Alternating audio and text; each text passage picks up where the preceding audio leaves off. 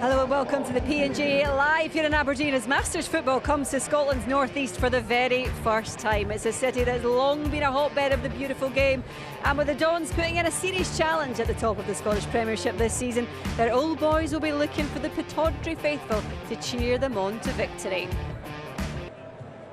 Celtic, Rangers and Dundee United, of course, all stand in the way. It is the battle of the club legends, the return of Masters football, and we're almost ready to get things underway. Good evening. Oh, the energy is building inside the arena right now, and no wonder. Rob McLean, you're going to take us through proceedings tonight.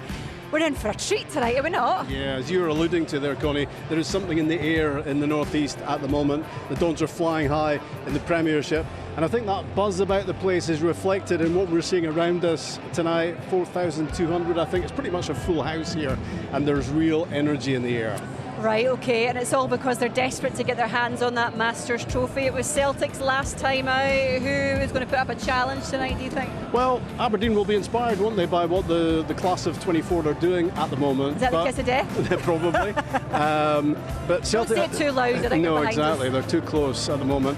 But Celtic are going to take a lot of stopping tonight. Gary Hooper scored their goals. He got the golden boot last time. They've got Joe Ledley. Stilian Petrov is available to them this time as well. So it's going to take a good team, I think, to deny Celtic a successful defence. Okay, we'll see. Well, speaking of Stilian Petrov, he and Barry Ferguson, the Celtic and Rangers captains respectively, are speaking to reporter Tyrone Smith. Yes, indeed. Well, Stilian, let me start with you. Simple question. Celtic won this last year. Can they do it again this year? Of course. I mean, I didn't play last year, so probably that's why. But yeah, you can see everybody smiling. Aberdeen has been great for us. The hospitality, the venue has been brilliant. Everybody's looking forward for the games now. Is this a case of old friends reunited, or is it old rivalries renewed? A bit of both. There's no doubt. It's great to meet up with your former teammates. But listen, like Stan, for instance, fantastic player for Celtic. Huge respect from him. Before a game, during the game, not so much. Then after the game, always respected my opponent. So. Looking forward to it. It's a great arena, the crowd looks fantastic, so hopefully we can do a lot better than we did last year. And I guess a question for both of you, how are the old legs going into this one? I'll find out in the next 5 or 10 minutes. Listen, the head's still there, but Stan will tell you, as you get older, you can't move as well as you used to do, but we'll just see what happens. Still in? Yeah, listen, we're playing one of the last games as well, so let's see how the leg's going to be, but we always love to be competitive. I mean, Barry Ferguson, he's always been a great competitor, determination, and every time I face him, he just raise your game and make you play better, which is great to see, and you need more players like that. Chaps, all the best tonight. Back to you, Connie. Well, we're excited, right, because the first game is Aberdeen Rangers, a big one. We all know what it means up here. And look who's alongside me, the Aberdeen captain, Russell Anderson, and of course the Dundee United captain, John Daly. How are you both doing? Yeah, we're good, thanks. Yeah, I was just listening to Barry Ferguson there. He was just saying, you know, I've still got it up here, but the body sometimes doesn't do what it, I want it to do. I think that's a fair reflection of what probably most people are thinking. A wee bit nervous, I would say. All right. Yeah. What's the preparation been for this one? Probably not as much as we should have done. I don't know about you, John, but life doesn't give you the opportunity to train as much as I would have liked to for this. But anyway. John? No, very similar. I think I've obviously been kind of caught up with work and trying to focus on that, and then this kind of creeps up on you before you know it, and then you're here and you're thinking, I wish I'd have done more. I know it gets that, you're thinking, how much can I do in a week? How much can I just do, get the classes in and get the fitness up?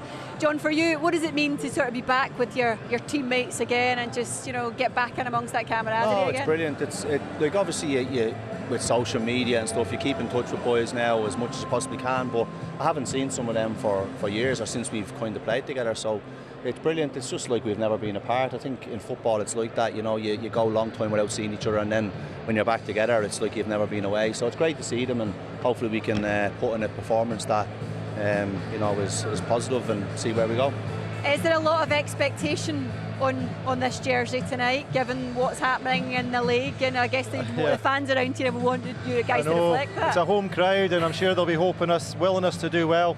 So maybe a little bit, but I think everyone here will be desperate to do well, because there's still that competitive edge even though we are a little bit older, a bit softer around the edges. But aren't we all? I would say that, yeah. Do you know, it's funny, right? Because I was talking to some of the guys earlier. This is the first time I've done this competition, and I was excited just to find out more about, I guess, what goes into it, Johnson, from a point of view of like strategy. Who's taking charge? Are you sort of taking that role on as captain? Well, we had that conversation. Obviously, I've been a manager and Ranks is managing at the minute, so the lads are kind of looking to us to. But I think it's very much, you can have strategies and you can have an idea of how you want to go, but I think you just have to feel the moment, feel the game, and see how it's going. And obviously, if we're behind in the game, you might end up leaving an extra player up top or something like that. But we'll start probably with our fittest players, which certainly isn't me. So we'll start with the guys that are fit and still able, and then we'll go from there. Is that your strategy as well, or have you sort of spoken about it as a group to say, right, what do we want to do here? It's almost like taking penalties, isn't it? Who goes first? Yeah, I think it'll be one of those that you'd like to start really well, start quick. So I don't think you've really got the chance to feel your way into it. So maybe the guys that are not on first will get a chance to have a look at the quality as much as anything and just see what they're up against. So we'll just take it as it comes. Right, okay, listen, I'll go and let you get ready because you're on soon. You go and relax yourself and get organised, get that strategy ready. Tyrone Smith is with the man who lifted the trophy last year. Joe Ledley is with Tyrone. Yeah, Joe, you were part of the Celtic team that did fantastically well by winning this last time out. Have you got a team this time round that can do the same again? Yeah, hopefully there's a few which is from the last team when we played. Obviously we got a few new people as well, but a few pull-outs, but the people we brought in are capable of doing the job. Obviously, hopefully we can maintain the winning streak and hopefully we can come away with the trophy again. You're a seasoned pro at this event. It's quite interesting speaking to a lot of the players during the course of the day across all the teams. It might seem on the outside like it's an exhibition event, but once you cross the white line, it must bring those competitive juices back. Yeah, it does massively. Obviously you want to go out there and try and win the game. So, for us, we know what we need to do with the job. It's obviously difficult. I think it's a lot bigger now, the arena, than what it was last time, and with the boards as well. So, yeah, it's going to be a completely different game, but we go out there and try and win it. I was hearing that the pitch this year is maybe a bit bigger than it was last year. That's a bit of a test for the old legs, isn't it? I know they have, yeah, but I think they cut the time down to a minute. So, 7 minutes each half. But yeah, it's going to be a test, but 2 subs, rolling subs any time. So, hopefully a few of us can get our breathers. But yeah, we look forward to it, and hopefully we can do the same as last time. Are Celtic favourites for this event this year, would you say? Hopefully. There's a lot of teams have gone with a lot of youth this time, which is a big advantage. We have got a young team as well, so time will tell. I guess it brings, just from your own point of view, I mean, you had a fantastic time with Celtic. What does an event like this do for the likes of yourself? It must bring back the memories. Yeah, it does. Obviously, to see the fans as well and interact with them, but also to see former teammates. We don't see each other for a long time. Also, people who you haven't played with, just tell a few stories, have a laugh, and it brings us all back together, really. Joe, thanks so much. All the best tonight. Thank you. Back to you, Connie. Oh, it means a lot to these players, even if they pretend they've not been doing the work. I don't believe them, right? It is the players, they're on the pitch right now, they're getting ready for this one. It's Aberdeen against Rangers. Let's hand up to your commentator for this one. It's Rob McLean. Yeah, and it's probably the game that most inside the arena were looking forward to with bated breath. It's not a friendly fixture, you would say, Stillian, to kick things off tonight. There's a serious rivalry between Aberdeen and Rangers. Yes, of course, and the nerves have been there. You've seen players being a little bit anxious, but everybody's ready now. As soon as that ball starts moving, everybody will calm their nerves, and it'll be interesting to see what both teams going to produce. Look at the expression on the face of Barry Ferguson. A fun night out? I don't think so, as far as he's concerned. He has got one competitive streak a mile wide inside him, and he won't want to be playing second best in this. He wasn't too sure how long he was going to last in the game. He's not exactly physically firing on all cylinders, but he's a key player and the leader for Rangers tonight. Didn't make it last year, had to pull out, but he's very much part of this Rangers side. Yeah, Rob, and this is very important in this kind of system of plays. You have to keep the ball, make sure the opposition run. That's what Rangers try to get the position right. Aberdeen started straight away, intensive, but this is what it's all about. You have to maintain the ball, make sure you get an opposition half so you can get an overload. And the first chance, first goal, what a strike from Lee Miller. Yeah, well, his boy is doing amazing things at the moment for Motherwell. He doesn't want to be known as Lennon's dad. He was a real player around a number of clubs, including Aberdeen. And that is the Dons off to an incredible start. They're ahead inside a minute. And this is what it's all about in these games. You've got that opportunity.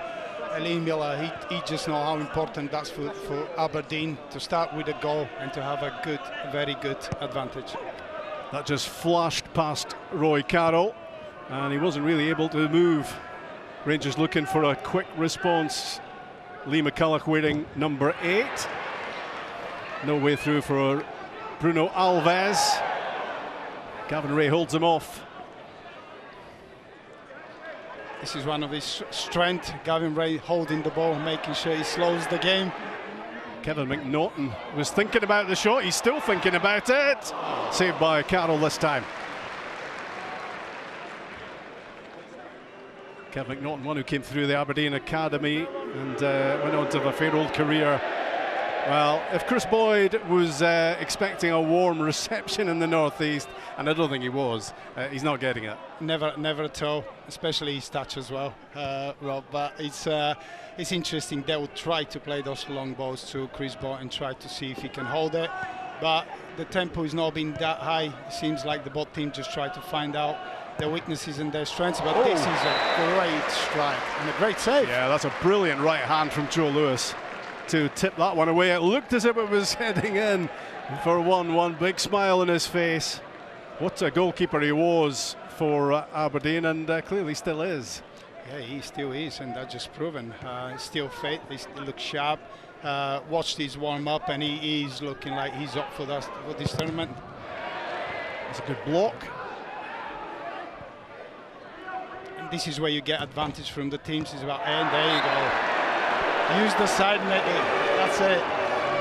Well, he was always going to use that celebration to get his own back on the Aberdeen fans. It's Chris Boyd, that man of many goals over the years, who squares things up.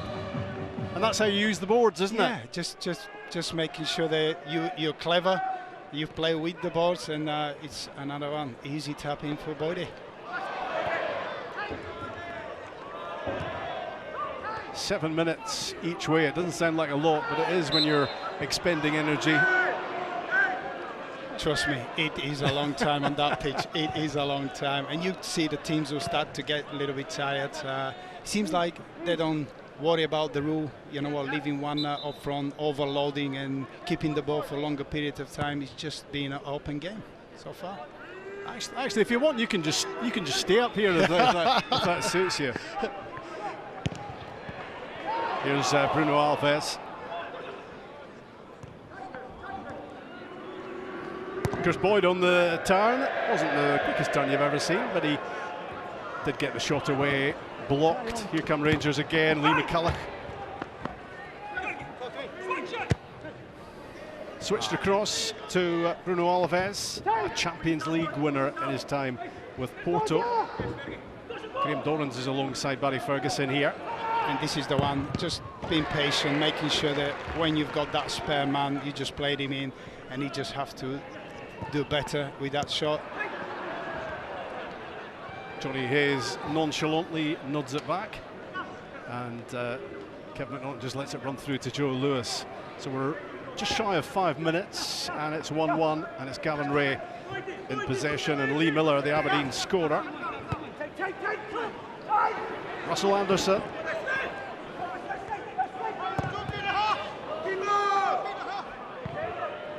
Again, Rangers retain the ball really quickly. This is what it's all about. Barry Ferguson has been always available in that middle of the pitch. Seems like he's like me, don't move from that centre circle, Rob. But that's what his strength. He can see the game and he just navigate the play. Well, I just look for you later on, not leaving that centre circle. Yeah, you'll definitely see me there. You won't see me leaving it. Rangers feeling as if they're right back in this, having conceded early. Gavin Ray's pass is a good one for Johnny Hayes, who switches it across for Lee Miller.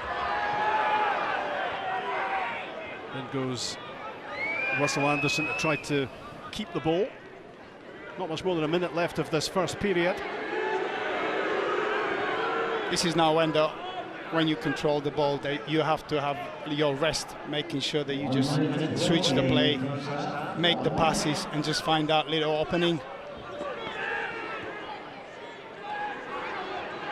Johnny Hayes looking for the chance to get a shot away. It's on target, but it's straight at Roy Carroll. We've seen Johnny finishing those chances much better. He's just won a weak shot, and Roy Carroll staying strong, a good catch and a good save. 7 of the Rangers' 8 are full international players, were full international players. Roy Carroll with Northern Ireland. That's a firm hit from Boyd, parried away by Joe Lewis.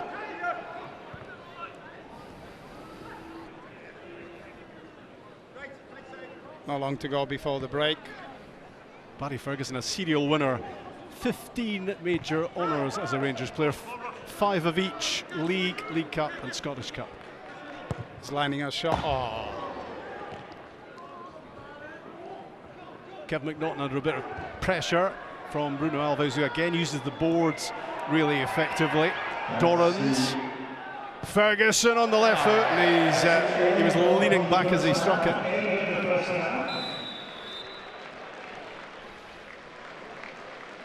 So that's half-time in game 1.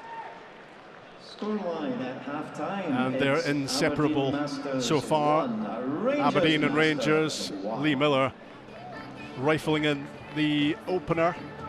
And it was Chris Boyd equalising for 1-1.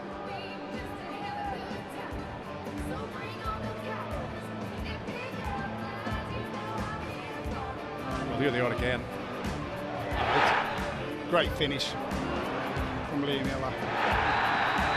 Nice little guide of the ball. And this is what he does best. Don't move, and he scores. Yeah.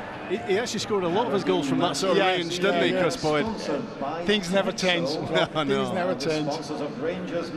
And that's it for him at the moment, having got his first goal of the tournament. He's away for a lie down by the looks of it.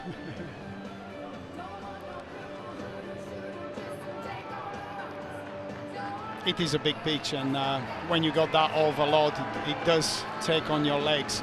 But it seems like the both teams has adapted quite well in the first half. Second half in game So 1. Nacho Novo is off the bench. 2 teams, Aberdeen Masters and Rangers Masters. There's Derek Young, who's off the bench for Aberdeen, wearing 6.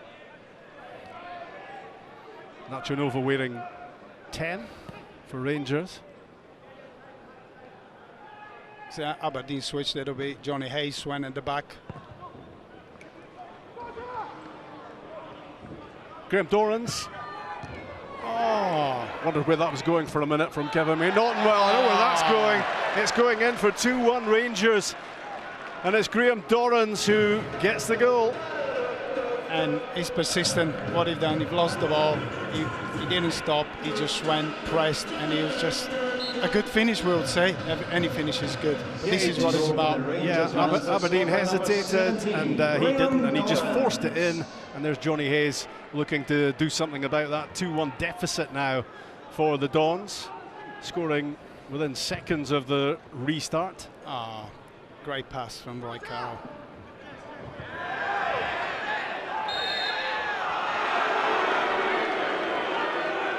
Alves has been galloping on that right-hand side.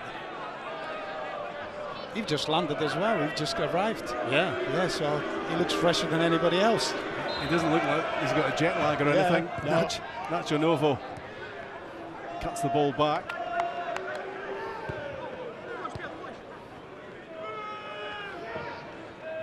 Pedro Mendes is on the pitch for Rangers as well. He is really effective in this type of football. He's played this before. Second half now, Rangers being really patient. And now where Aberdeen can go and go man for man, it seems like they're just preferring to stay. There you go. Here's McNaughton, just took a heavy touch. And then it's all about getting the ball back. Dorrans to Mendes.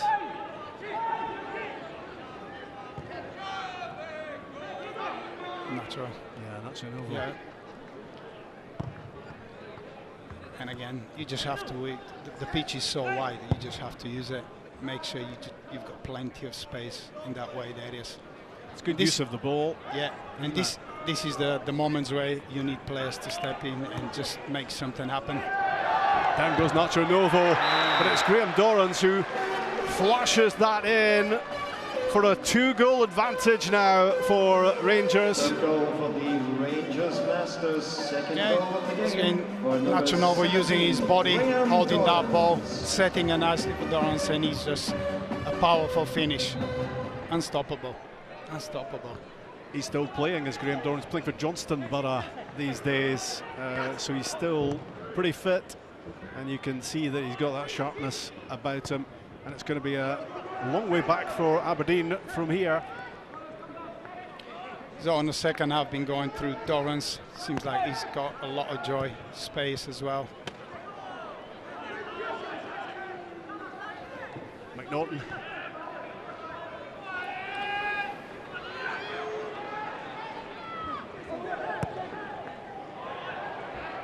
Ian Jess with the pass for Derek Young.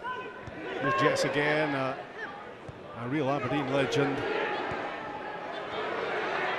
Johnny Hayes, well, he's well capable.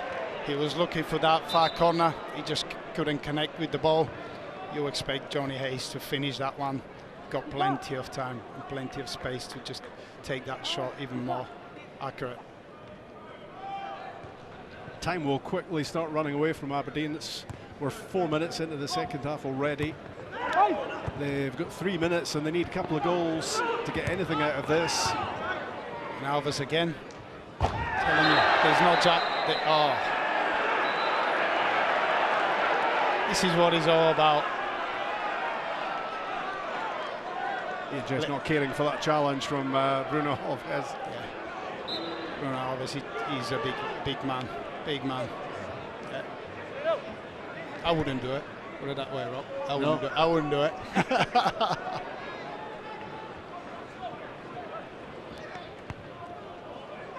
This is Russell Anderson. And Dorrans doing all sorts of good work for Rangers, winning it back there. Oh, great pass. The knockdown from Nacho Novo.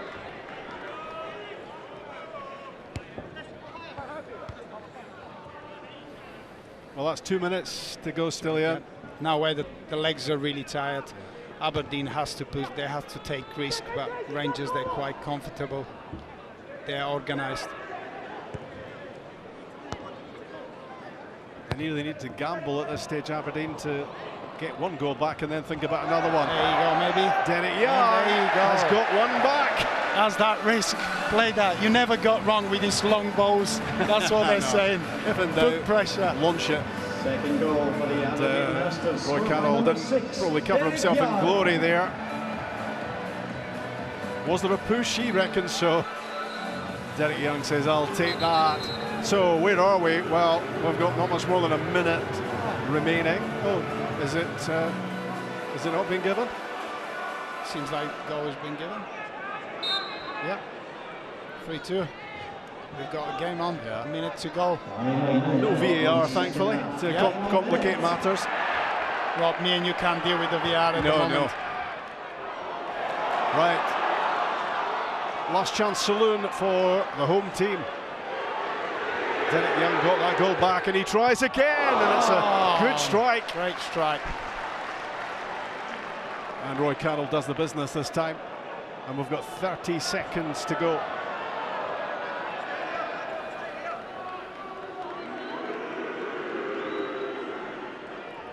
last chance maybe. Got to be. Yeah. Look for that, Johnny Hayes. 15 seconds left. Johnny Hayes! Oh. I thought Russell Anderson was going to tap that in for the equaliser. He just couldn't connect with it. Great pass from Johnny Hayes. Rangers win the first game of the night by 3-2. Big chance there late on for the Aberdeen captain. That was game 1 of the Texas. It's not his strong point, to be fair, scoring goals, but it was a big chance late on to get something out of this game. But it's Rangers in game number 1 by 3-2. Rob, I'm moving. I have to do a warm-up. Yeah, you're gonna get. Are you sure you want? Are you sure you want to go? Well, I have to. Okay. I have to. Right, well, thanks for that. Yeah, good man. I will maybe see you later on. Yes, of course. Thanks, Dylan. So here we go again, and this was the goal that made it 2-1, forced in by Graham Dorrans, and then great work by Nacho Novo with the falling over layoff trick, and it was Dorrans again to score the goal, which ultimately was the difference, because although Derek Young got that one back, it wasn't enough, and Graham Dorrans is going to be talking about it right now with Tyrone. Graham, the perfect start for the Rangers team, a win, you couldn't ask for any more than that? Yeah, it's a good competitive game. I was eating the turf after about 30 seconds when Russell came in, so no, it was good to get a good start and a good win for us. It didn't show that, you know, that the guys were feeling the best. 2 fine finishes by yourself. Yeah, it was maybe getting a bit older, but the competitive edge is still there, and you can see that. So yeah, first one I tackled it into the back of the net, but the second one just put the laces through it. I said it's a good start for us. I'm just wondering, you're maybe one of the few players out of all the players competing that is still actually playing competitive football. Does that give you maybe a little advantage over some of the other players? Yeah, it might be a little bit fitter, but there's still some guys here that are still looking very fit. I mean, Johnny Hayes played there, he's looking very fit. Gary Hooper's at Celtic, and he's still playing as well. So, look, it's good fun. It's good to be back with a couple of the boys as well, so it's enjoyable. Graham, thanks so much. All the best. Cheers, thanks. Thanks very much for that, Tyrone. Yeah, he looked as if he was still up there, he's still playing, and you can tell. I tell you what, the Celtic players and the Dundee United players getting ready, just doing a little bit of limbering up, and maybe that was a little bit of whetting their appetite. You can see they're dying to get going.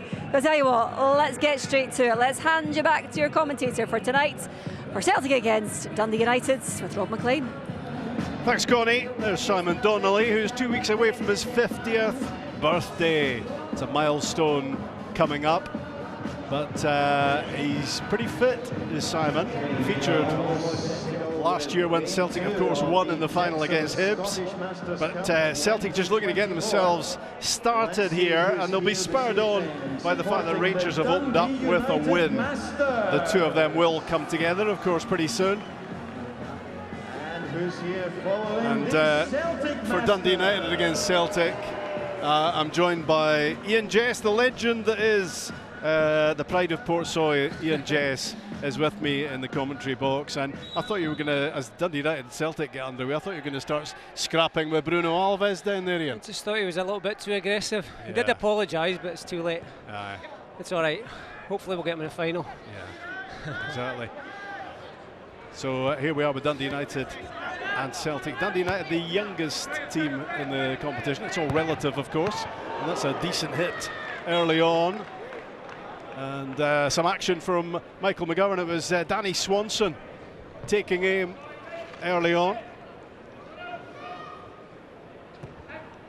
If there's a lull in this game, I'll get your thoughts, Ian, on a disappointing start. Derek Young getting a goal back late on. There was a chance for Russell Anderson, wasn't there, right at the death there? Yeah, last person who wanted it is probably Russell, and he's probably the last person who wanted that chance. But yeah, we nearly nicked a draw.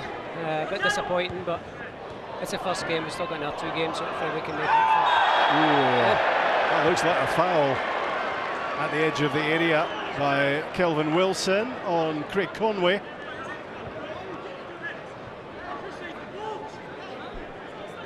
Yeah, there wasn't really too much subtle about that one from Kelvin Wilson. Well, was it inside the box? It's a penalty that's been given. And it's Craig Conway who slams it down the middle, and Dundee United go in front. Well, I think the protest will continue about where that foul actually took place, but penalty given. I don't think they'll go VAR here, so no, we're safe. Just have to go with the referee's opinion. Great start for the Tannadice team, and you keep on rehydrating while you're talking as well. It's certainly warm out there. I only played the second half, but hopefully I'll get the second win for the second game. So that was Barry Robson with the shot, which was off target.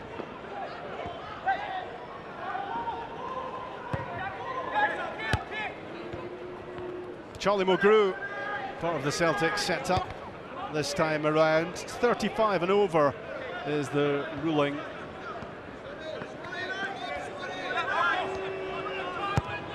Barry Robson, and plucked out of the air, just about, by Paul Gallagher.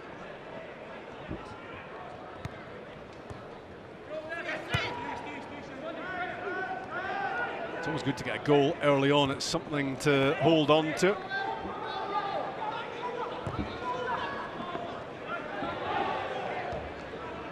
Morgado Gomes getting things sorted defensively.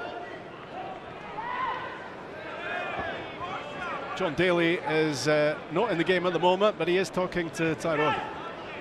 John, just give us your thoughts on perfect start for the boys. Yeah, it's been a good start. I think some good play leading up to the penalty, and then obviously a good finish from Swanee at the penalty. So positive start. It's probably all we could ask for. It looked a pretty tight decision whether or not it was a penalty. Maybe we need VAR in these events. Did it look like a penalty from where you were? From where I was and the angle I had, it looked a penalty. It looked like he caught him. So we'll take it, and hopefully it's enough to see us through. Thanks so much, John. Thank you.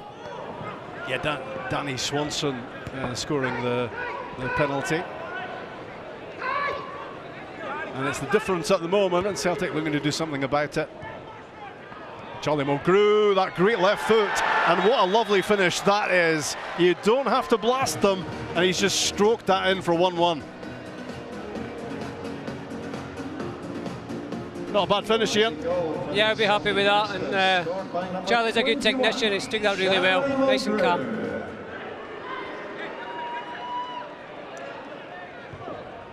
Yeah, he's not one to panic in those sort of situations. Taking the opportunity well.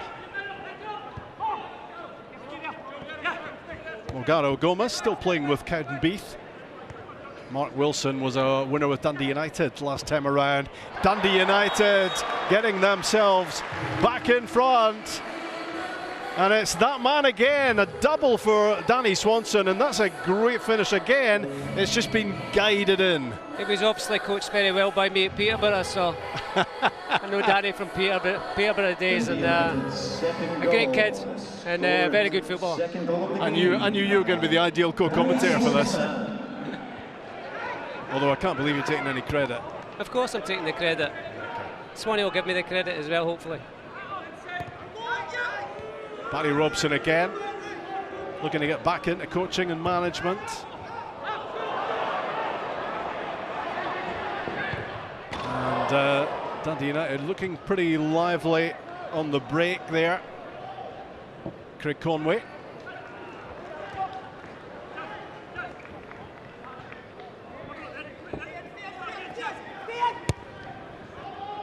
Couple of minutes left of the first half. Joe Ledley, just the 77 Welsh caps. Kelvin Wilson.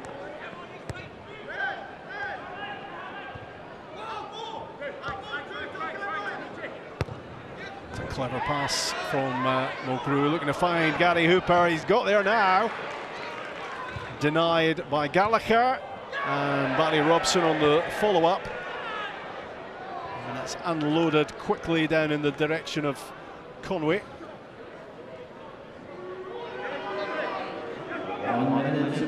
Barry Robson qualifies to play for any of the four teams, having been around a number of clubs in his playing career.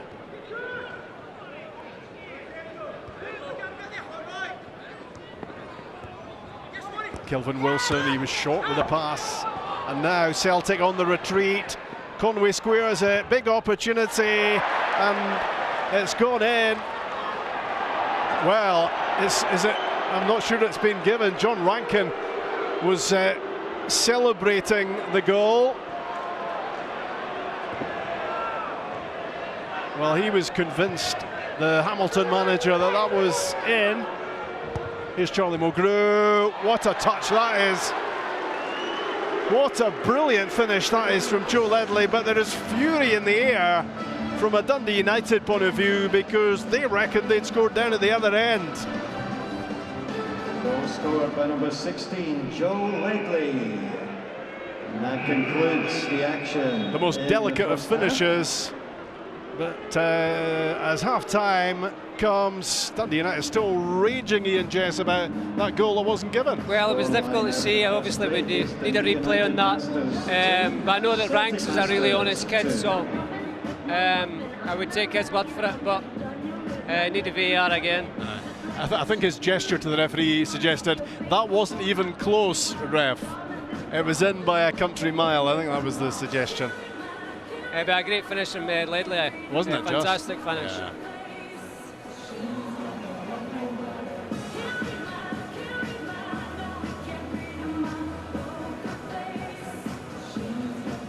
So this was the opening goal. Maybe Dundee United benefiting from that decision. Penalty given. Danny Swanson scoring pretty clinically.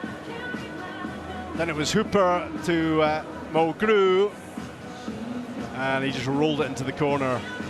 Swanson again, double for him. Now, well, John Rankin was wheeling away in celebration, wasn't he? What do you think, Ian? Looked over for me. Yeah. I looked over the line. By a good. I don't think we needed goal line. We didn't need goal line technology for that one. I don't think so. No, I don't know if the referee never got a good view of it or not.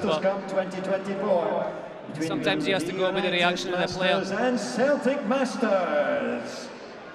So still in Petrov, having done his stint in co-commentary on game number 1, and I think he was pretty tempted just to stay because he thought it was going to be a bit too arduous out there. You might be thinking the same thing at the moment, Ian, that this is a better shift up here. No. It is. Nah, you want to get back in. Okay.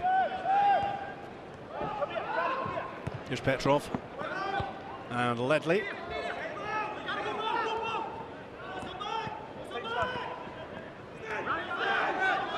Still Ian slowing it down. He did say he might not move from the centre circle. Simon Donnelly.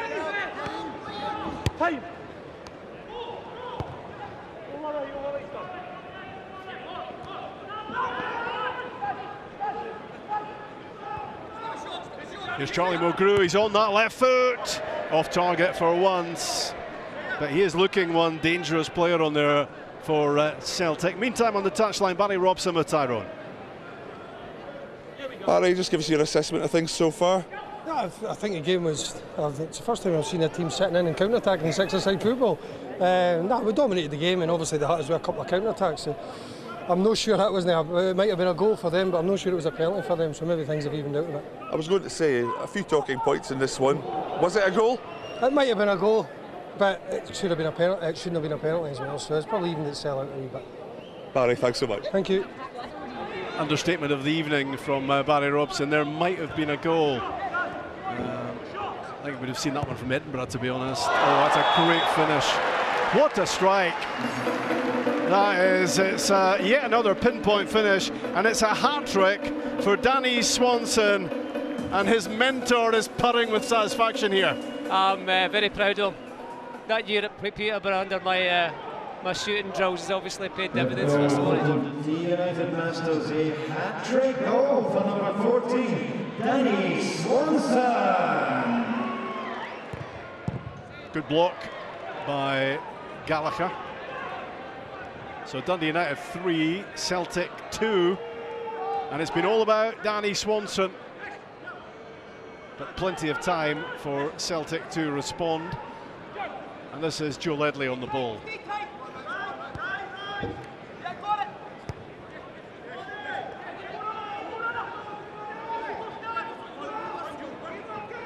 Petrov.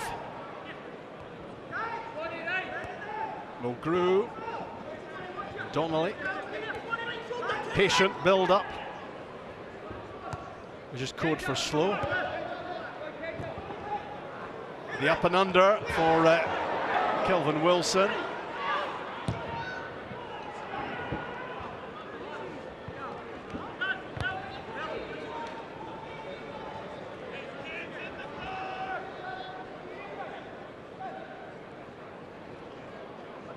Meandering forward, Charlie Mulgrew. Skipper Petrov. Joe Ledley.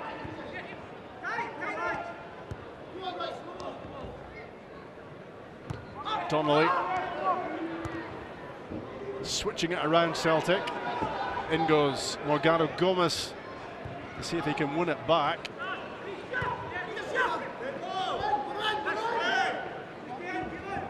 Little shimmy from Petrov. Thought about the shot, then thought again. Mulgrew under pressure, not showing it, and he rolls it back.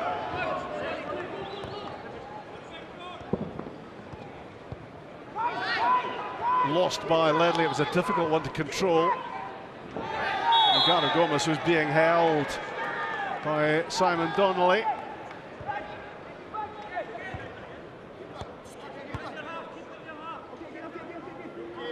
So we've got less than 3 minutes to go, Ian, and Dundee United just looking to manage the game, I guess, at the moment. They are, they're keeping the ball well, they're being patient. I think that's what they need to do now, 3-2 up, so. And then they give the ball away, so what do I know? Off target. Off target from Gary Hooper. Well, he scored 5 a year ago, and he won the Golden Boot at Braehead as Celtic won the trophy. Normally a great finisher. I think he's still playing for Kettering Town at the moment, Gary Hooper. John Rankin. John Rankin is still seething about that decision. But inside the last couple of minutes,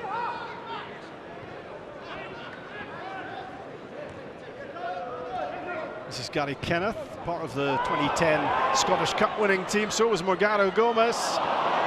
And just short with the pass for John Daly. Otherwise, he might have been able to tie things up.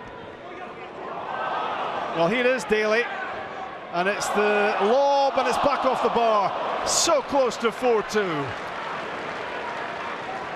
Very clever from John Daly there. Ledley. Hooper. Donnelly. Back off the boards, and Charlie Mulgrew tucks it away, and it's 3 goals each with a minute to go. Equalising goal for Celtic Masters. Scored by number 21, Charlie Mulgrew. Battering it off the boards sometimes isn't a bad idea. Yeah, it's old school 5-a-side stuff, so Rangers scored a really good goal doing that as well, so you have to use it like another player. John Rankin, good hit. Were there fingertips there? It certainly looked like it. He is not rating the refereeing in this game at all. I think he's got another argument there again. You can see there, the keeper saved him. It's the cleanest tip over you've ever seen from Michael McGovern. 4, 3, 2, 1. Well, it's going to be a point apiece for Dundee United and Celtic. A really entertaining game, that one, Ian. Yeah, end-to-end stuff again, so there's some good goals as well. Have you got your breath back for your next game, yeah? I've got it back now, but it's a long way back down there, so yeah, I might be losing my breath on the way back down. But yeah, we're high up here inside the arena. We should maybe have some sort of parachute system to get you back down there. Zip line would be good. Technical services. A zip line. Yeah, exactly. By gambling.com. Okay, Ian, thanks a lot for that. We'll see you later on. Cheers. And we'll have a look back at the goals, all 6 of them. Coming up. And it all started, the goal scoring very early in the game. 2024. Game 3 and, is between the penalty that probably shouldn't have been a penalty, but was, and Danny Swanson scored. Then it was Hooper to Mulgrew, and the tiniest of finishes for 1-1. United ahead again, and Swanson again. John Rankin is going to take a whole lot of convincing that wasn't a goal, but it certainly wasn't given. Celtic scoring.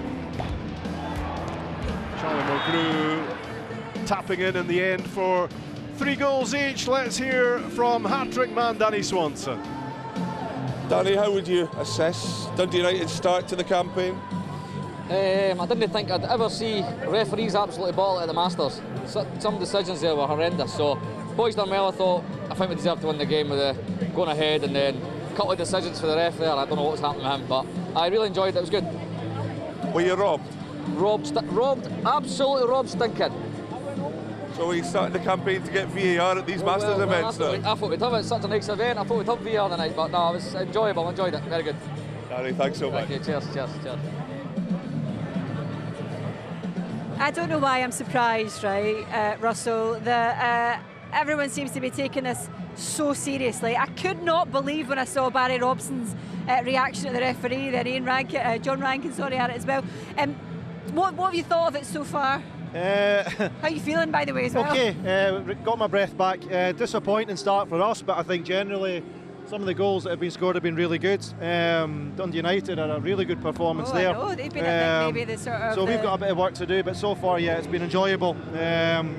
Like I say, plenty of goals, and I think that's what everyone's looking for. Yeah, they've been the surprise package, I reckon. Listen, I know you'd said, in terms of your preparation for this, it maybe wasn't where you wanted to be, but you've been awful busy with your foundation. Tell us a little bit about what you guys do and I guess what you've been up to. Yeah, so, I mean, funnily enough, we had some children from the schools that we work with in the city here this morning for a coaching clinic, which is something that a lot of them wouldn't get the opportunity to do normally, so that was a great experience for them. So we're working with some of the most vulnerable and disadvantaged kids in the city, and it's just trying to give them an opportunity and a platform to kind of be the best that they can be, and whether that's sport, education, trying to eat more healthily, nutritious meals, that kind of stuff.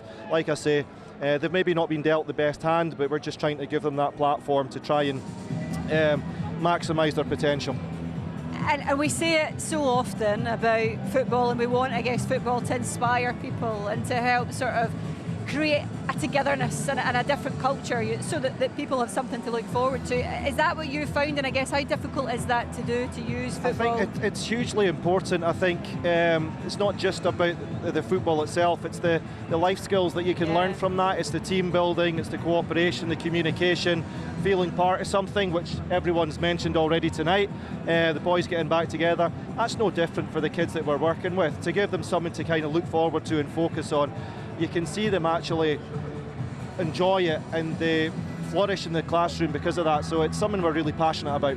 If people want to find out more, where do they go? The website, russellandersonfoundation.org. That got you, didn't it? I had to think about that there. Listen, well done. Thanks for chatting to us, Russell. I appreciate that. Right, we've got more action to come, as you can see behind me. Dundee United and Rangers ready to go. Let's rejoin our commentator, Rob McLeod. Good recovery by Russell there to remember his own website. But the Russell Anderson Foundation does so much good work. Well, I don't know what Dundee United did to deserve the match schedule, because having sweated plenty against Celtic, and we're pretty unhappy with some of the refereeing, they now face up to Rangers, and we have got one of the Celtic stars, and I use the term advisedly, alongside me for this, and it's Simon Donnelly. Hello, Rob. How are you doing? Good. How are you, more to the point? I don't know what was more difficult, out on the pitch or climbing those stairs to come up and join you. Yeah, just add to the torture. Easy game from up here. Did nobody tell you the shortcut up here? No, they didn't. There isn't one. Bruno Alves on the ball, and we'll get Simon's thoughts once he gets his breath back on how that game before unfolded as well. Dundee United are safe to say not very happy about a couple of the decisions, although I'm not sure the penalty they got was a penalty, but certainly John Rankin's shot was over the line. Well, was it? Could you see it from here? Was it well in? Yeah, it was well in. No goal line technology required. But we'll take a little bit of luck. Yeah. forced in there by Bruno Alves. Graham Dorrans, who scored twice in the opener. Here's Barry Ferguson. Bruno Alves on the left foot, and that was always on the rise. Yeah, what did you make of your game, Simon, then? I think we'll take a point. Dundee United are very fit. There's 2 or 3 of those boys that we had at Dundee United. Magaro Gomez still plays very nippy in there. When you were part of the management team? Yes, he was there. John Rankins obviously kept himself very fit. So I thought that was a difficult start for us. So we'll take the point, especially with the fortunate goal line decision. Yeah. I like the way you guys the co-coms are taking the credit, because before you, Ian Jess was claiming that he coached Danny Swanson on shooting at Peterborough. So I'm not claiming it. I'm just saying they were familiar faces. Familiar faces. This is Danny Swanson, who was sensational in that game against Celtic. Yeah, lovely finish against us. Three lovely finishes from him. Did he get a hat-trick? He did. That's so much I was wrapped up in the game. Gary Kenneth, some hit. Pretty casual little save by Roy Carroll as well. Yeah, it was a good dig from Kenneth there.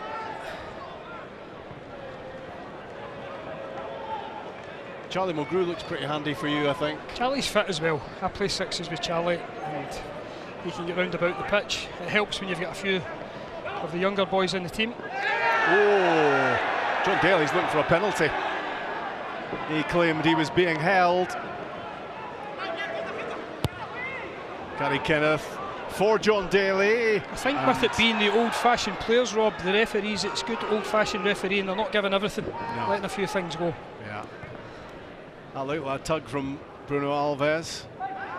VAR will be having a field day with that if they were around. Yeah, VAR would have stopped all 3 games already. Probably. Off target from Bruno Alves, but he's looked pretty handy for Rangers so far, hasn't he? Big lad. I'm going to stay well clear of him when we play Rangers. Yeah, well, Ian Jess wasn't chuffed. He seen that. Stuck him up against the boards. Yeah, I was quite happy with Jesse's response there. A little bit naughty from Alves. Gomez, Daly, and Barry Ferguson reading the flick. Now Dorrans. On the left foot, on the right foot, Graham Dorrans, just wide. Lovely play from Dorrans there. Here's the Hamilton Accies manager, John Rankin. Good effort, great effort, what a goal. Well, he'll be happy after his goal was chalked off in his first game, but he's got that one. He was the angry man in the first game. He was. He peeled away to celebrate, but that was a lovely finish on his favoured left foot, just guides it into the far post. Scored by number 8, John Rankin. He'll be telling all his players at Hamilton about that one tomorrow. Yeah. Not known for his goal scoring exploits, but that was a lovely finish. Lee McCulloch on the ball. Chris Boyd. Barry Ferguson. Trying to disguise the pass on its way through to Bruno Alves. This is John Daly with the rugby handoff.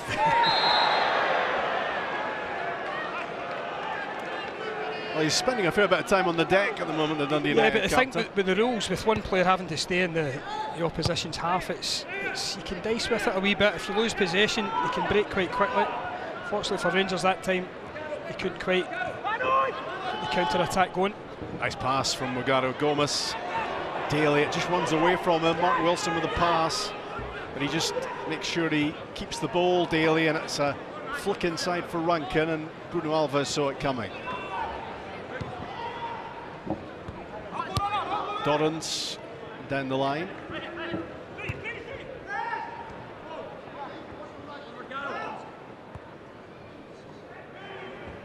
Chris Boyd onto the left foot, and not troubling the target with that one. Here goes Gomez. Referee getting out of the way. Boyd, deflection. Good save, Paul Gallagher. Yeah, took a little deflection there. Boyd, he's not shy to shoot. That was a brave sentence to attempt. Took real care with that one. I play sixes with Boyd. He loves a shot, so he's obviously popped up with a tap in the first game. Just over a minute left in the first half of the third game. Here he goes again. Chris Boyd on the right foot volley, Gary Kenneth in the way.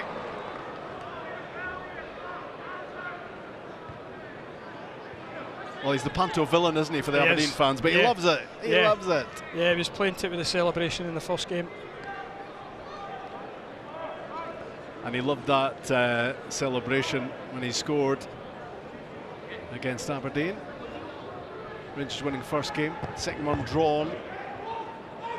And Dundee United with a slender advantage here, but we're barely halfway through. Dorrans, Alves, Lee McCulloch, open the gate. Yeah, he took a nice first touch there, Lee, just to create a little half yard for himself, but got the shot all wrong. 4, 3, 2, 1. Half time, it was a tough test for Dundee United, wasn't it, to have Rangers on the back of yourselves in their first game, and they're doing really well, keeping the ball pretty well, and John Rankin has them ahead. Yeah, they're doing well, Rob, and the more I think about it, the point in the first game, we'll take that all day, because I think Dundee United are kind of going under the radar a wee bit. They're a very fit team, and they're doing well in the first game and a half. And they've got an average age of under 40, which gives them an advantage. That helps. That definitely helps. Well, they've got some nice players. This is a lovely finish. Yeah, really good, isn't it? Steers it in. I think you call this an educated left foot. It's a really nicely placed, perfectly placed from Rankin. And Dundee United probably feeling a sense of injustice about the game against Celtic. They reckoned they should have won that one, but they're ahead in this one.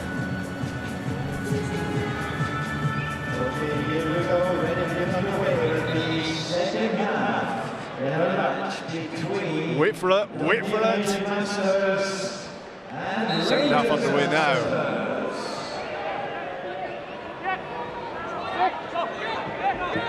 Danny Swanson is a real attacking weapon for Dundee United.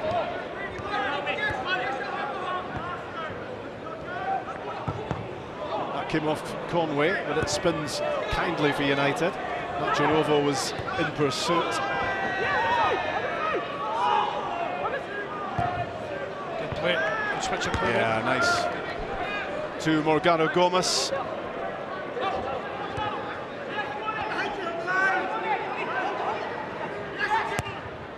Oh, it's a great effort again. Very similar, yeah. From Danny Swanson, and it's a flying save from Roy Carroll. Yeah, can't afford to give Swanson too much Let's hear space from there. Chris Boyd on the touchline with Tyrone.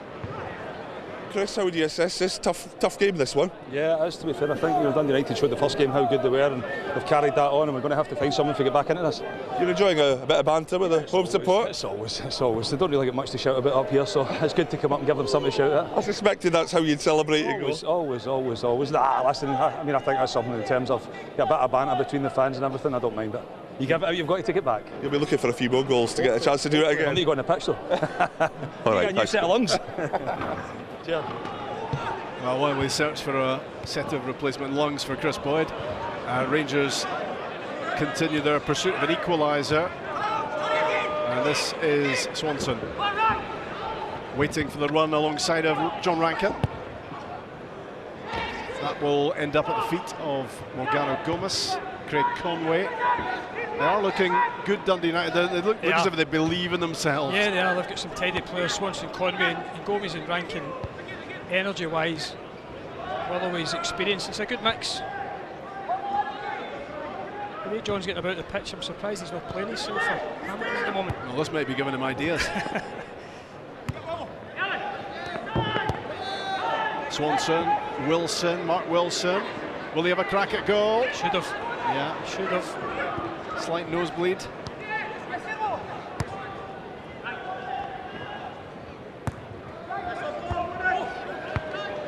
Tidy enough from Dundee United until that point.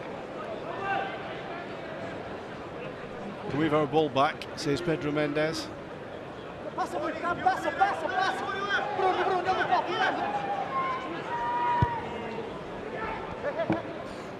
Grim Dorrans. At walking pace is Lee McCulloch. Doesn't get much speedier than that, to be honest. The Rangers have to get something out, so they're pushing, and this is where Dundee could possibly dangerous. It's a lovely ball, intercepted there for John, but this is where United could be dangerous and maybe break and get that second goal as Rangers push. You're listening to Simon Donnelly, part of the Celtic side, which drew with Dundee United in the last game. In from Pedro Mendes, that's a thumping header from Bruno Alves, and Rangers are on level terms. Yeah, you don't see many of them in the six-a-sides. Corner in from Mendes, lovely ball and a powerful header there from Alves. Bullets it in, one each. A most decorated footballer is Bruno Alves, over a glittering career, and now he has a Masters goal to his credit. Swanson not shy about taking the shot on, missing the target that time. So we're just about 3 minutes to go, 1-1. Barry Ferguson in possession. Nice little layoff. Mendes.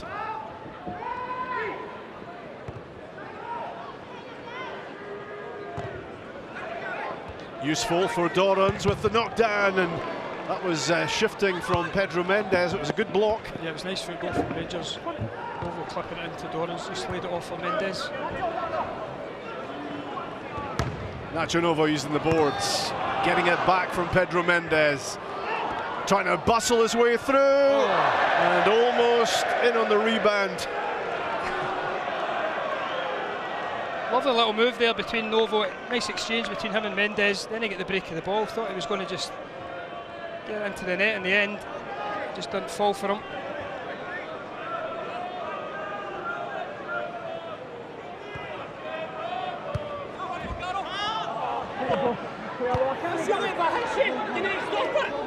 Two minutes to go, 1-1. Barry Ferguson on the charge, but he's given it away. He'll not be happy about that. Chance. Craig Conway clips it in. Down goes Danny Swanson, and that is a yellow card. First booking. Yeah, that is sin bin time for Graham Dorrans. Did they get it? Did they get it for the foul or kicking the ball away? Was it the foul? I'm not sure. Might have been a bit of both. So Rangers will be, well, they'll be without him for the rest of the game. Yeah. Craig Conway over the free kick.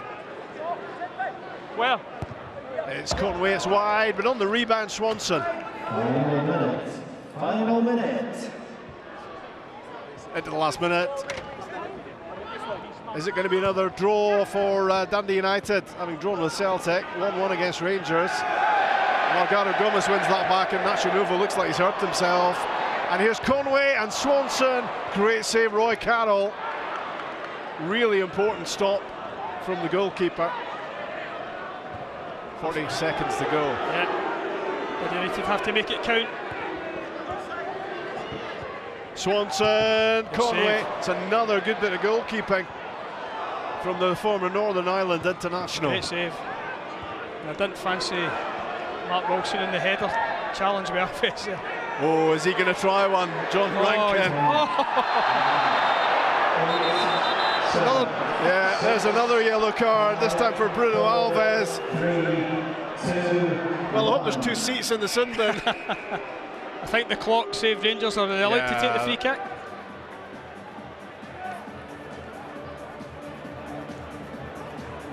Well, it was pretty cynical, wasn't it, from Bruno Alves?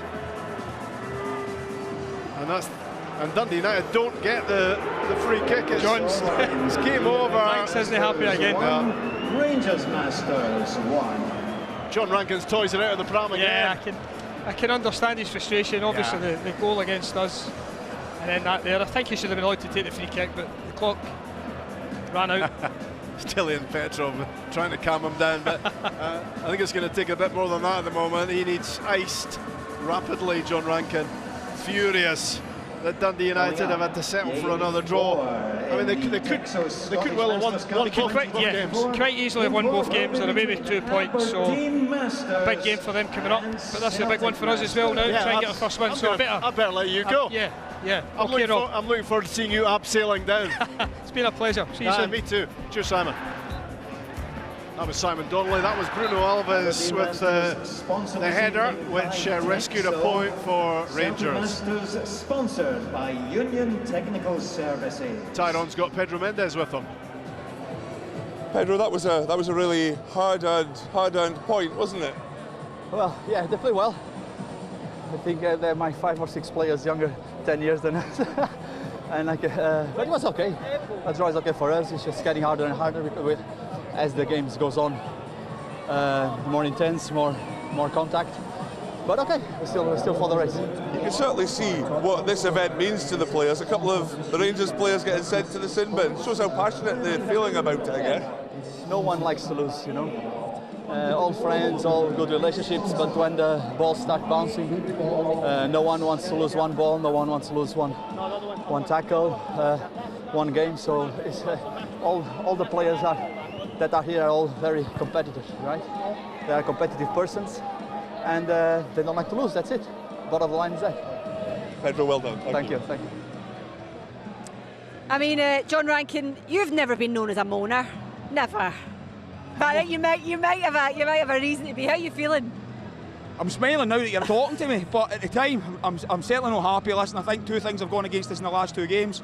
That one especially, we've got a free kick in the last 10 seconds and I like to run down the clock. Listen, it is football, but I think there's got to be an element of fairness to it as well. Do you feel as if, did you know that would happen? Like, were you given an overview of exactly sort of how the rules would work and stuff like that? Yeah, we knew, but with 7 seconds to go and you get a free kick and then Barry grabs the ball and I knew he grabbed the ball and I could hear 7 over the mic. I wanted to try and get it and take it as quickly as possible, but obviously the referee needs to book the player. So ultimately they're down to 3 players. With still a minute to go. I'm really annoyed. Right, I'm really annoyed. And I kind of am guessing the other thing you're talking about might be the goal that wasn't. I take it it was in. In? Like we're not Connie, we're not talking inches here, we're talking feet. Right. It was over the line. And whose feet though? Well, you see the size of mine, maybe no mine. Listen, it was over the goal line, and against Celtic, if you go 3-1 up, it's a hard task out there, especially when it's 5v4 in the opposite half. But you guys are the dark horses though.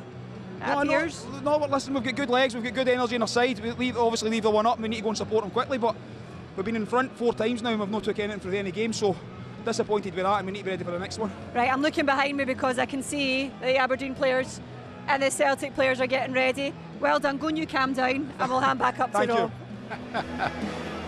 He's the new Mr. Angry, isn't he, John Rankin?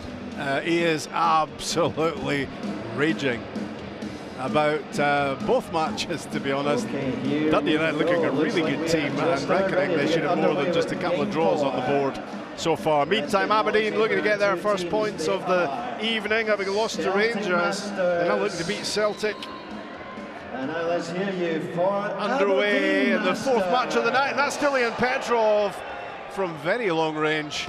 And just as well, Joe Lewis hadn't gone to sleep.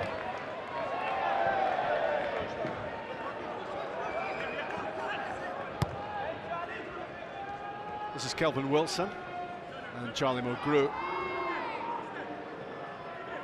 Charlie with a couple of goals in Celtic's first game.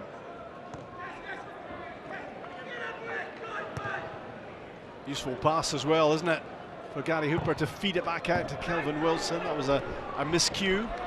And here go the Dons with Gavin Ray. Gav's shot is off target.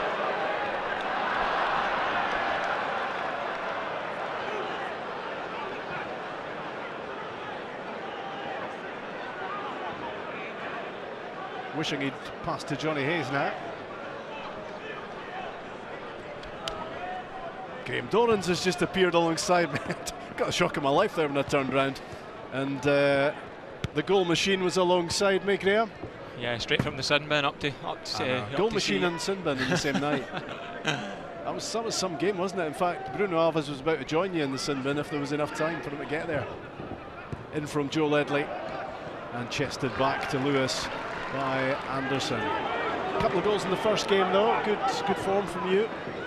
Yeah, it was a good start for us. It's not as hot out there as it was the last time, so it was a good game, the first one, and a point in the last one, so it sets us up nicely for the big game against Celtic after that.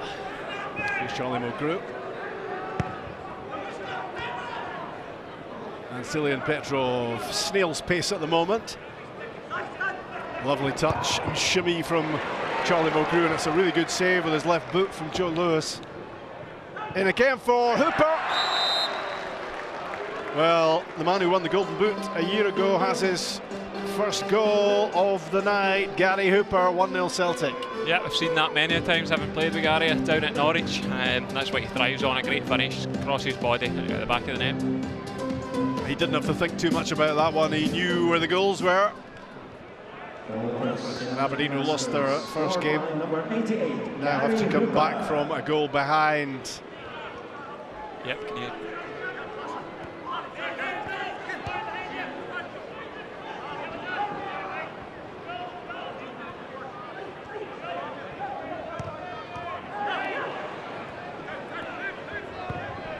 Joe Ledley hits it long, looking for Hooper. There's always got to be one player inside the opposition half. Johnny Hayes, juggled by the goalkeeper, but he managed to defy Lee Miller. Michael McGovern.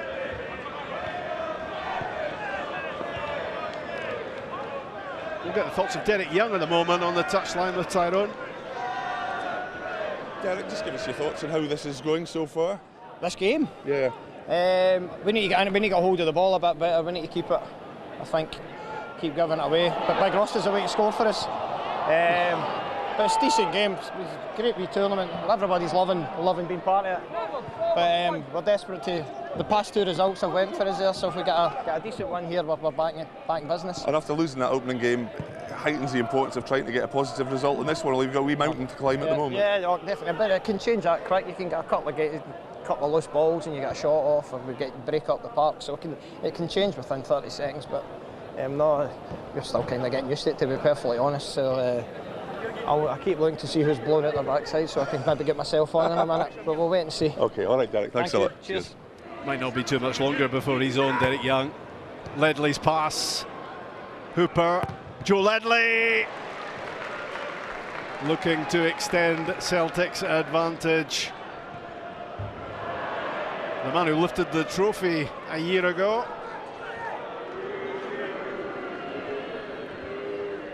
Good save, Joe Lewis. Back goes Mulgrew. Russell Anderson tumbles in the penalty box and no penalty. Can't quite come to terms with seeing Russell Anderson in that position, actually. Through from Mulgrew, what a miss from Hooper. Oh, that had to be in the back of the net from Hooper for his second goal. How has he missed that one? Just as I said, that was his bread and butter a couple of minutes ago. But certain to score another one there. Can't believe he's not put that in the back of the net. The voice of Graham Dorrans of Rangers in the commentary box. That's Mulgrew to Wilson. Should have been intercepted by Russell Anderson, and Joe Lewis gets his gloves wrapped around it. How is the surface and the conditions and everything, Graham? Yeah, it's a little bit hard underneath, but it's okay. It runs quite quick, and I don't know if you can see on the TV, but it's actually quite a big pick, so a little bit slower, people getting about as they're getting older.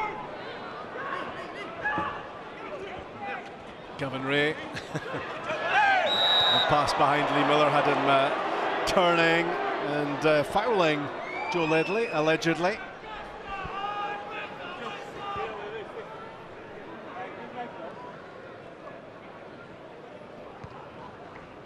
I'm not sure in the context of tonight if that's actually a foul. No, there's been a few challenges. I think after 30 seconds I was eating the carpet when Big Russell Anderson put me on the floor. That's just a northeast welcome, you know, from Russell. Charlie Mulgrew. No way through. Johnny Hayes prods it down the pitch for Lee Miller. Can he finish? Of course he can. 1-1. Second of the night for Lee Miller. That's the importance of keeping the ball. If you lose it, that player that's left up the pitch isolated on his own, and big Lee Miller slots that away. Yeah, he's been tucking those sort of chances away for a long time, hasn't he, Lee Miller? Yeah, but that's he's made a career out of that. That's exactly what he does, the big man. Yep. Your first goal was a bit bizarre, but second one a good strike. That was my best goal. Tackled that one into the back of the net. 8, 7, 6. First half coming to an end. 3, Joe 2, Ledley and Johnny Hayes blocked the shot, and it's all square at the break. Thanks to Lee Miller's equaliser, cancelling out the opening goal from Gary Hooper. Could have been 2-0 when Hooper had a golden chance, and suddenly it's level at half-time in game number 4 between Aberdeen and Celtic. Remember, it's the two top teams after everyone's played everyone who will compete in the final. And that's the third draw. That's the third draw of the night, Graham. Yeah, there's been a few draws. I think that will suit us going into the next game as well. So there've been close games, nice and competitive. That was Gary Hooper doing what he does, and then it was that was the penalty. Well, that was the penalty not given. Once again, our golden the miss from Gary Hooper, that would have tied it up when you look back now, and that's the goal, of course, for Lee Miller, which made it 1-1. Graham, thanks very much indeed. Sorry. I was thinking, I thought you were leaving. You're staying for the second half. Get rid of me early there. No, exactly. We want to hear more of your pearls of wisdom. In game 4, your teams are. So Ian Jess, who was with us in the commentary earlier, is back out there at the age of 53 for the Dons, and it's Johnny Hayes. Well, that is within 3 seconds of the restart.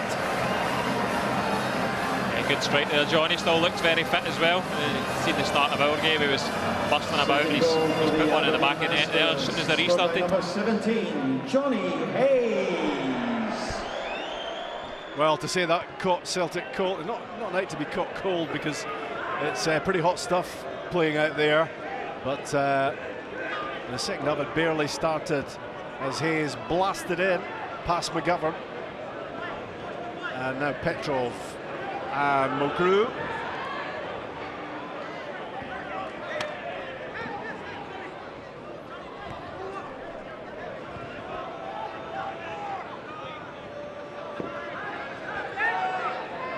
Squared for Petrov. Now Barry Robson and Joe Ledley, and he's not happy with the finish.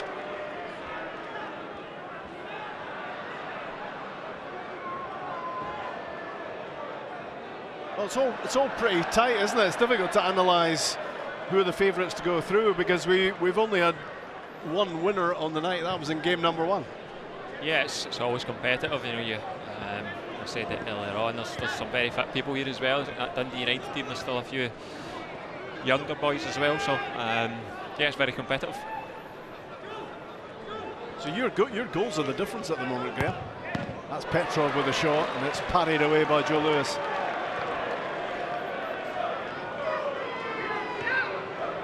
Yeah, that win for Rangers looking like gold dust at the moment in the first game. And hopefully that take us into sees into the final.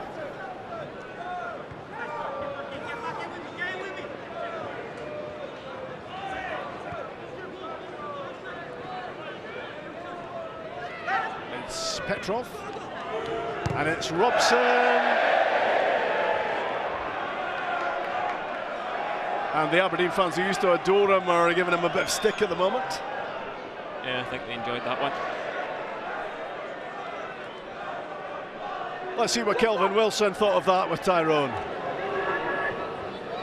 Kelvin, just give us your thoughts on how things stand at the moment. The real mountain to climb for the boys at the moment? Yeah, I think so. You know, it's been a bit. Keeper's made some great saves in this game. Yeah, it's a tight game. It's been tight all over. Standard's pretty good as well. Pretty good.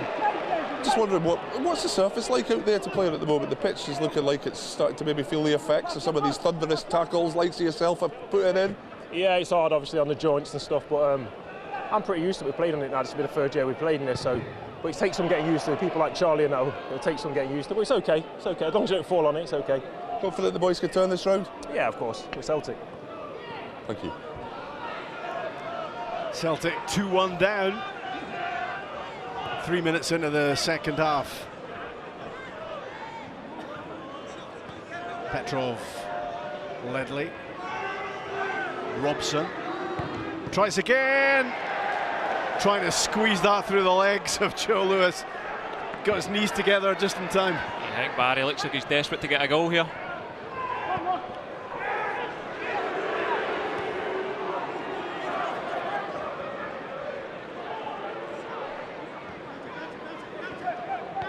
Derek Young, Johnny Hayes, Lee Miller. Aberdeen just slowing things down, taking a breath.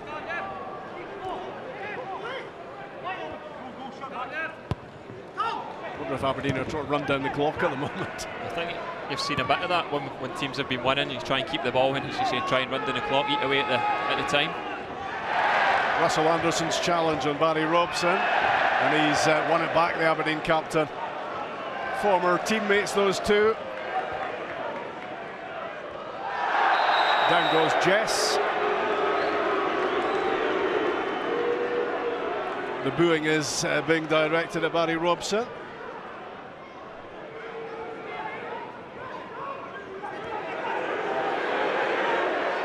Russell Anderson being urged to shoot by the Aberdeen fans.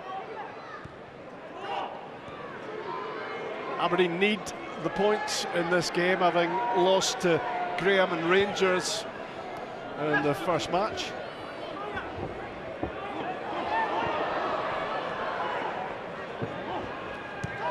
Derek Young's pass, Ian Jest, Russell Anderson, Lee Miller. Shifting it onto the right foot. Good save, Michael McGovern. And now Celtic look to counter with Hooper. And great backtracking from Jess. And cleared finally by Johnny Hayes. Got himself in a bit of a fankle.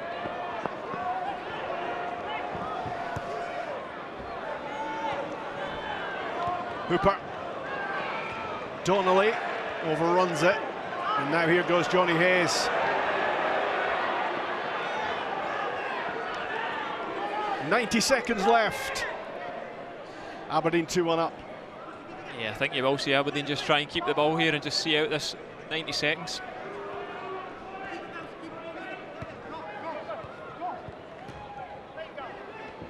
Gavin Ray.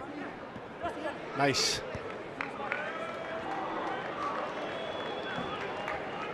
A minute to go. Aberdeen don't want to be losing this. Joe Lewis sends it out of play, and that hands possession back to Celtic. That's not a bad thing with the clock not stopping when it goes into the stand. 40 seconds for Celtic to find an equaliser. Simon Donnelly.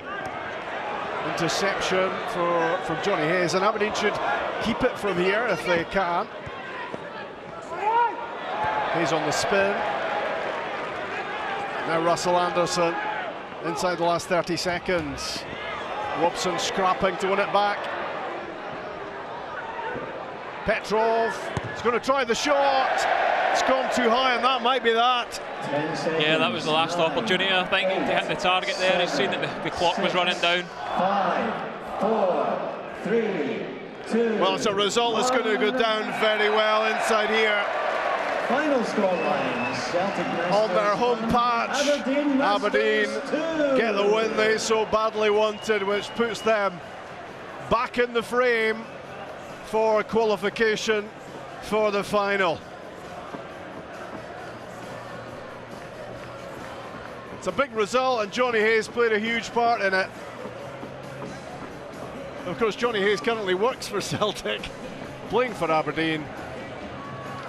And they've won it by 2-1 of Aberdeen.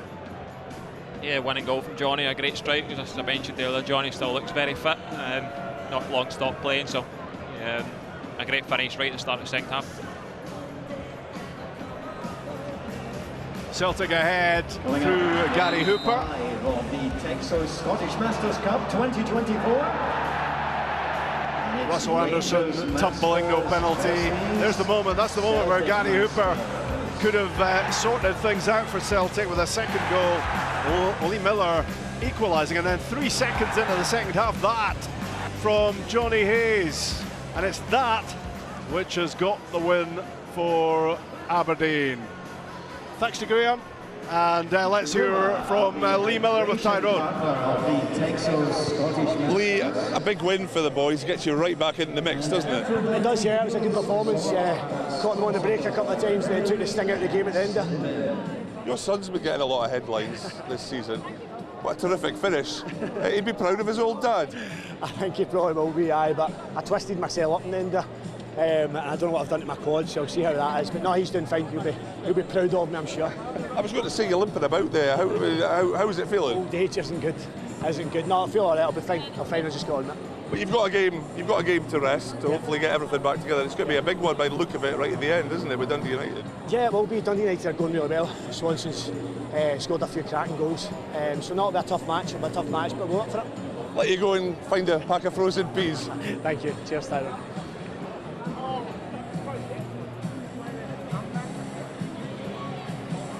What's just made me laugh there, right? I'll let you in a little secret. Because Charlie just said to me, "Oh no, are we on next?" Yes, you are. That kind of tells me something, Charlie Mulgrew, that you're struggling a wee bit. I thought. Don't you laugh either. I thought I was a wee bit fitter than this, but I've let it slide for a few weeks. You've not been well though. That's your excuse. I've not been well, but that doesn't excuse you if you pass the ball to the other team and letting them score. Fair. Listen, I'm enjoying it. It'd be better if we get some sort of victory, but we'll see what happens. How are you feeling? I felt better. I've definitely felt better. We're nearly there though. Do you know what's made me laugh, right? I just turned around at one moment, you're just standing pointing at folk. I'm the best in the world at pointing. We got a chance in the final or not? Have you gone? No, you still got a chance. Both of you still got a chance. Yeah, because we had a couple of draws. Has it been harder than you think? Yes, a lot harder. In what way? A lot warmer in here. How big's the pitch? They've made the pitch bigger for last year. We play five-a-sides and there's six. We play six-a-sides in a five-a-side pitch. This is five-a-sides. Sometimes four when you need to leave one up on a fucking eight-a-side pitch. It's hard, isn't it? Here's the thing though, right? And this is where this might get tricky because Celtic need to beat Rangers to have any chance in reaching the final. And honestly, I think one thing that I've been surprised about but also finding so funny is just how serious everyone's taking this. This is no joke. I mean, at one point... enjoying it. Big Alves isn't messing about, is he? No, he's a killer. John Rankin, hello. You'd made the final by a draw, right? So what does this feel like in terms of getting back to the days of the derby, Charlie? Atmosphere's a wee bit different, I'd say. Just well, you say that now. No, you still get that bit in you. You want to win games, but and you're raging if you don't. You want to play well, you want to win games, so that'll never leave you. Right, tactically, could I say this to a couple of the guys earlier on? Like, what's the game plan here? So you're only allowed. Should you say this? You need one attacker in the half. Not really got a game plan. No, I'm just going to keep an eye on him. No, just go for it. Every game plan goes out the window. Really organised there. This is not really what I want to hear. What's it been like just meeting up with the rest of the guys again? Brilliant. What a laugh. Come up last night, seen most of the people, and we had a few boys up today, so it's been great catching up. Back in the dressing room again, it's just been great. It's been superb. And I guess for you, just seeing some of the guys you must have not seen for a while as well. It's brilliant to see them get a laugh. That's the best bit about it. You get to see the lads. I see you more than I see half of the boys. Oh, I know. It's good to see the lads, and great to play football. Right, okay, both of you, go and get yourself over there, go and get organised. Jim's waiting to say you're on the bench. Right, let's take a little look at how things stand right now. If you're just joining us and you just want a wee quick reminder of how it's gone so far. Aberdeen went down 3-2 to Rangers in the first one. Dundee United drew 3-3 with Celtic, and then it was United again, another draw for them against Rangers 1-1. And then Aberdeen winning by 2-1 against Celtic, which means Celtic have to win against Rangers. Rangers only need a draw to make it to the final. Right, let's hand back to your commentator for this one. It's Rangers against Celtic. Let's hand back to Rob McLean. I'm really glad Connie explained that because I'm not that sure myself. But anyway, on we go with game number 5. It's Old Firm time at P&J Live, and I've got Johnny Hayes alongside me, hopefully getting his breath back, although you do look pretty fit to be fair, and that was some goal 3 seconds into the second half. Yeah, I think obviously the guys are talking about tactics there, and we just thought we'll go for it right from the kickoff. Obviously with Ian just setting us up, leaves a little bit gap and try to take advantage of the keepers not wanting to dive on a hard floor. Is it okay to score against your employers, yeah?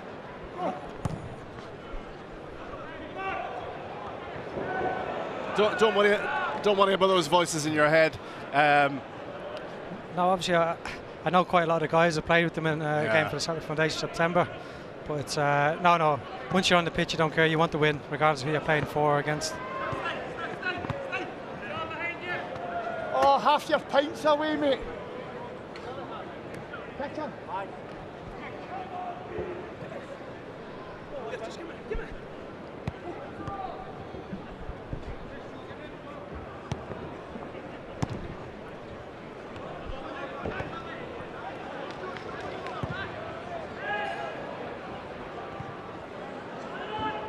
Here's Kelvin Wilson. Dangerous pass and a tired-looking shot. I thought that was Boydie's optimum distance as well. Yeah, it was. Maybe a little bit too far out from. He's having fun with the fans here anyway. He's brilliant. He's a pantomime villain up here, isn't he? Yeah, he is. Joe Ledley, Barry Robson, desperate for a goal tonight. Gary Hooper just couldn't get control of that. Back for Robson, and on his right foot. Not quite as deadly as he is with his left. No, you can see he's desperate to get it back onto his left there, but I think the old Robson swivel hips aren't working like they used to.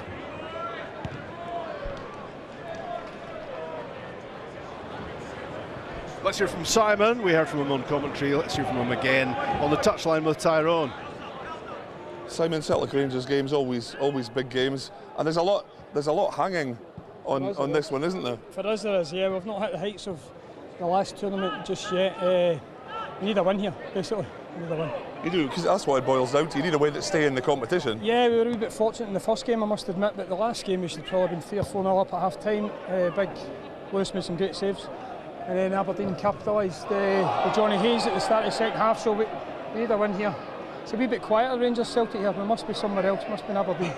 You're obviously on the bench just now. Are you itching to get into the old firm cauldron here in Aberdeen? Hopefully I can get on and help the lads, but I'd like to see us get our noses in front here, and maybe I can go on and see it out. Simon, thanks so much. Cheers, thank you. Gary Hooper blasting it off the boards. You don't write him off though. He's only scored 1 tonight so far, but a year ago he was the main man with the goals. Yeah, he's a deadly finisher wherever he's went. He scored goals, and even by Gary Hooper's standards, that's a decent chance. We'd expect him to hit the target there, which is, as I said, unlike him. Lee McCulloch winding up for the shot at goal.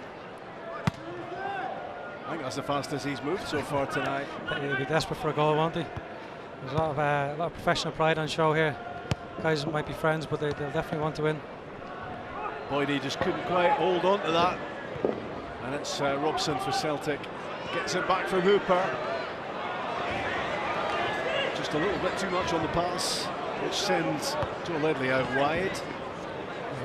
Big Bruin was on a one-man mission, I think, tonight, isn't he? He's certainly enjoying himself. Yeah.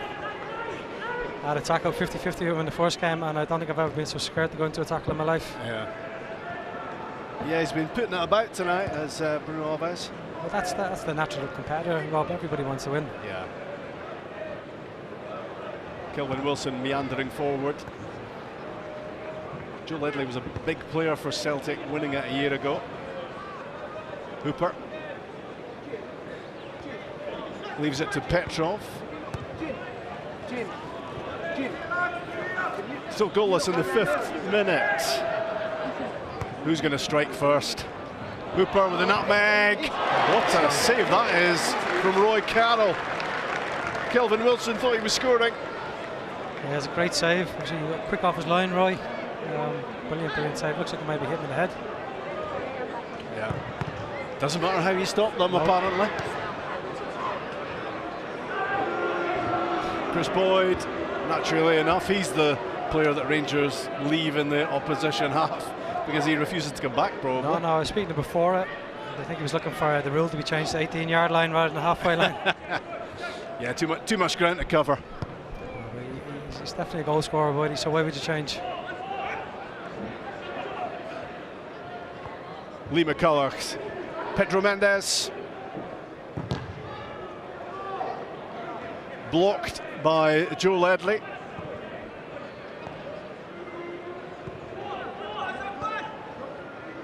Graham Dorrance is all opening up for him. Stilian Petrov blocking the shot. Bruno Alves frustrated that time.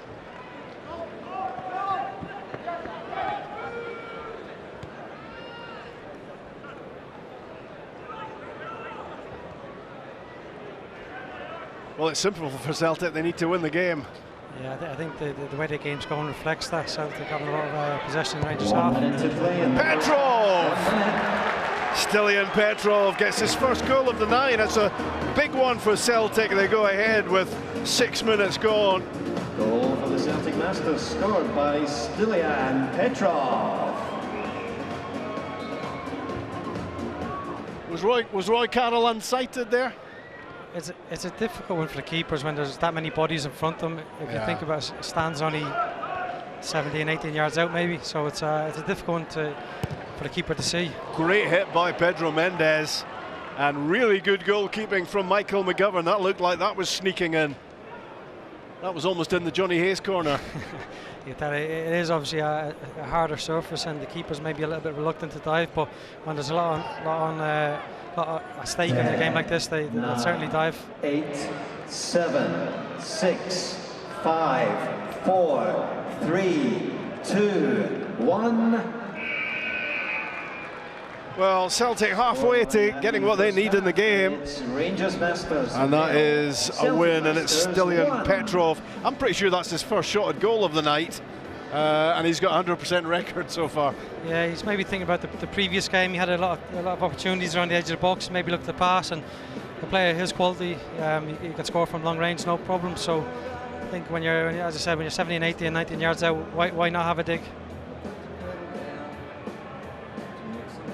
That was a big win for you, wasn't it? That last game. Yeah, that's why. Again, we talk about that professional pride amongst all the players here, and everybody wants to win. We knew we had to win. It would have been a big ask with a draw or a loss to go through, so kind of went after a little bit, and then once you get your nose in front, like any game, you see it out as best you can.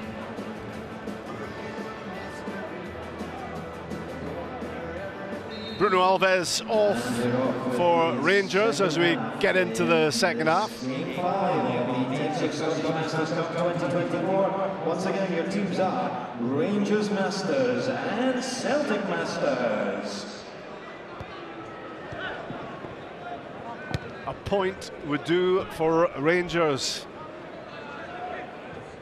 Celtic win certainly opens up and makes the last game interesting, because I have absolutely no idea what the league table looks like. No, I've seen it a few times, but it doesn't mean an awful lot to me, to be honest. Somebody's got to explain it to me. Joe Ledley to Charlie Mulgrew.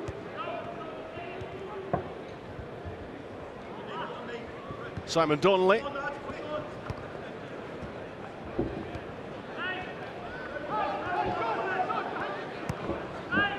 Petrov. Interception by Pedro Mendes. Now Charlie Mulgrew. And let's hear from Bruno Alves, who's been enjoying himself tonight. He's with Tyrone. Bruno, this has got a really nervy kind of feel to it. There's a lot hanging in this game tonight, isn't there? Yes, you know, it's very nice to be here, first of all. Great event, great people, great ex-football players. You know, but it's normal, you know, sometimes when we come back, we have the same feelings, same emotions, same sensation to play football. You know, this is like it's harsh, and also we also want to put some intensity in the game as well. A draw will be good enough to get Rangers to the final. You're obviously 1-0 down at the moment. It's going to be a big 4 or 5 minutes, isn't it? Yes. I think we can do it. Let's see, wait and see. But we will try, definitely. You can certainly see the commitment of the players. You've been getting stuck in tonight and certainly showing your commitment and passion. Yeah, always. You know, when we go inside of the pitch, you know, it's like the first time. You know, we want to put everything. You know, we want to play football. We want to perform. You know, so it's nice. Thank you so much. Really good save that from Michael McGovern to deny Chris Boyd. Yeah, I'm still in my head trying to work out the permutations of if Rangers score here, kind of what happens. Don't worry about it, Johnny. Somebody will tell you. I hope so. Let's try to get our tactics sorted, whether we're going to go with 6 men behind the ball or not. Yeah. No, I think regardless, I think we'll probably need at least a draw and maybe even a win. Yeah. We'll have a look at the table afterwards. It'll all make perfect sense.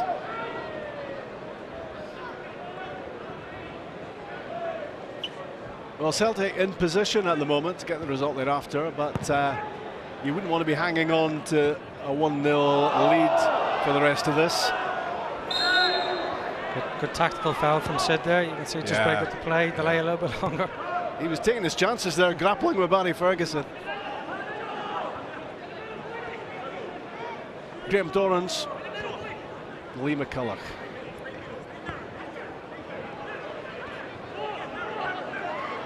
Barry Ferguson on target, but saved by McGovern. Barry Ferguson badly wants to get the point Rangers need in this. Oh, 100%. As I said, I keep going back to the pride that the guys have, and obviously a lot of players in this game would have played against each other for a number of years, so they want the bragging rights, that's for sure.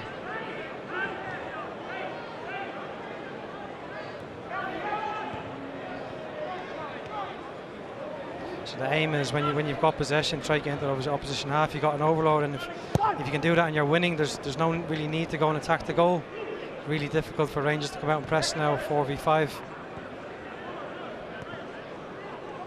was a great pass moments ago from Charlie Mulgrew to pick out Stilian Petrov.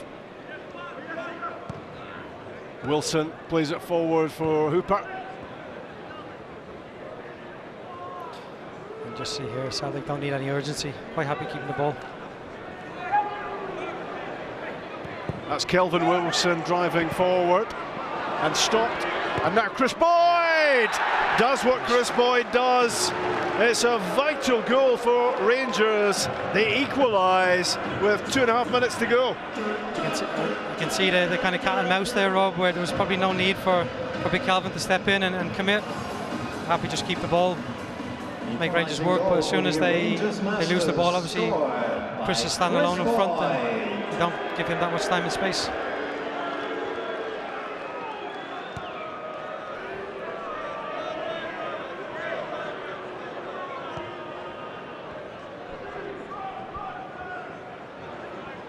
Now Celtic need to be scoring again, having sat on that 1-0 lead.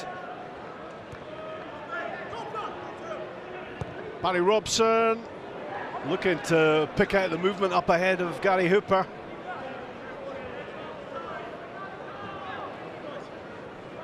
And now it's Rangers who can just keep possession if they can.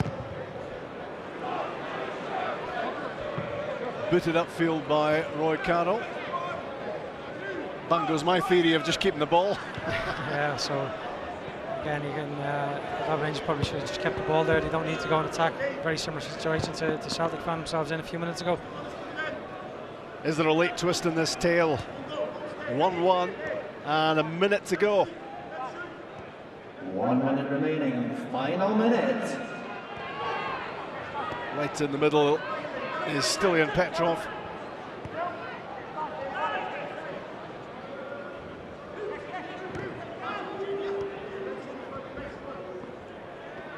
Charlie Mulgrew shift and thought about the shot, but he got caught in two minds.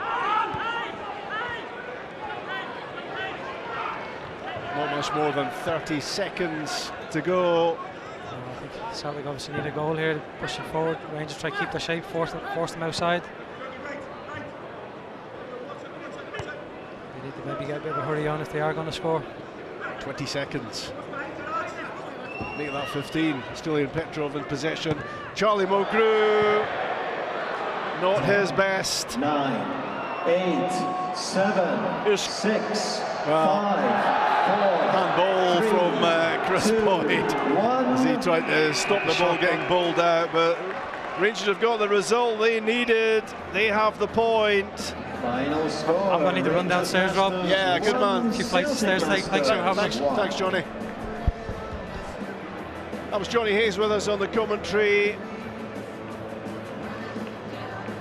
And Chris Boyd's equaliser, absolutely vital.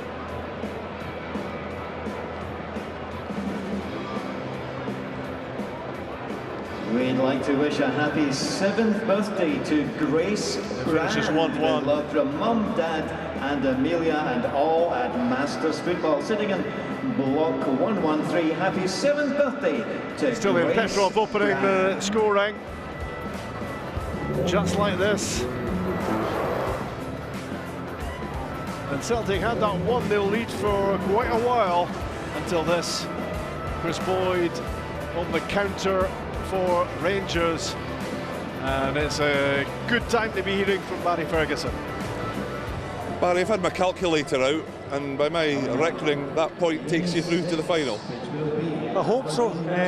It's getting harder as the games are going on, so and we're down to, obviously, we're down a player with Nacho been injured, so listen, just delighted. Hopefully we can get into the final and win it now. They've all been battles, these games, haven't they? But you're getting the job done. Yeah, listen, a few of having to play different positions. Me and Big Lee are having to play at the back just now, so it's tougher than I thought. I'd rather play centre midfield, but listen, it's getting us results, so that's the main thing. Now, I'm not really able to tell you who you'll play in the final. All we'll say at the moment, it'll be one of the other 3 teams, but I take it you don't care. You must feel that, from what you've seen so far, you can get the job done whoever you play. Yeah, listen, we've done certainly better than we did last year because we struggled last year. So the main objective was to do better this year, and we certainly have done that. And however we get in the final, who cares? You mentioned Nacho Novo's injury. What is the issue with Nacho? I think he pulled a hair out his leg. I don't know. I think it's his hamstring or something. So listen, that happens. So the surface is really tough on the guys. So that's we're obviously down a player, and we just need to deal with it. Barry, well done. Thank you. Cheers. Working with you to explore, design and produce entirely personalised sports kit and right, equipment. we are we're trying to. I'm with Mark Wilson here, and we're talking about the permutations. It's a tricky one, this, isn't it? I don't know. You need to lose for Aberdeen or Celtic to have a chance, but you reckon? Oh, we win. Yeah, we're in the final. Well, listen, never mind about us losing. That's the big story. And if you draw, you're in the final as well. Yes. I'm not, yes. Listen, we're not going for a draw. We're just going to win the game. Right, That's all we care about. How's it been? Been brilliant. It's been a good standard. Much more lively this year. Good surface. Good few surface, lively right? Has it been decent? Well, it's better than last year. Right. A few lively tackles, so really competitive. Enjoying it, and it's good that it's going to the last game because it was wrapped up this time last year, so a bit of excitement. Has it been a sort of? And we were talking to some of the guys about preparation.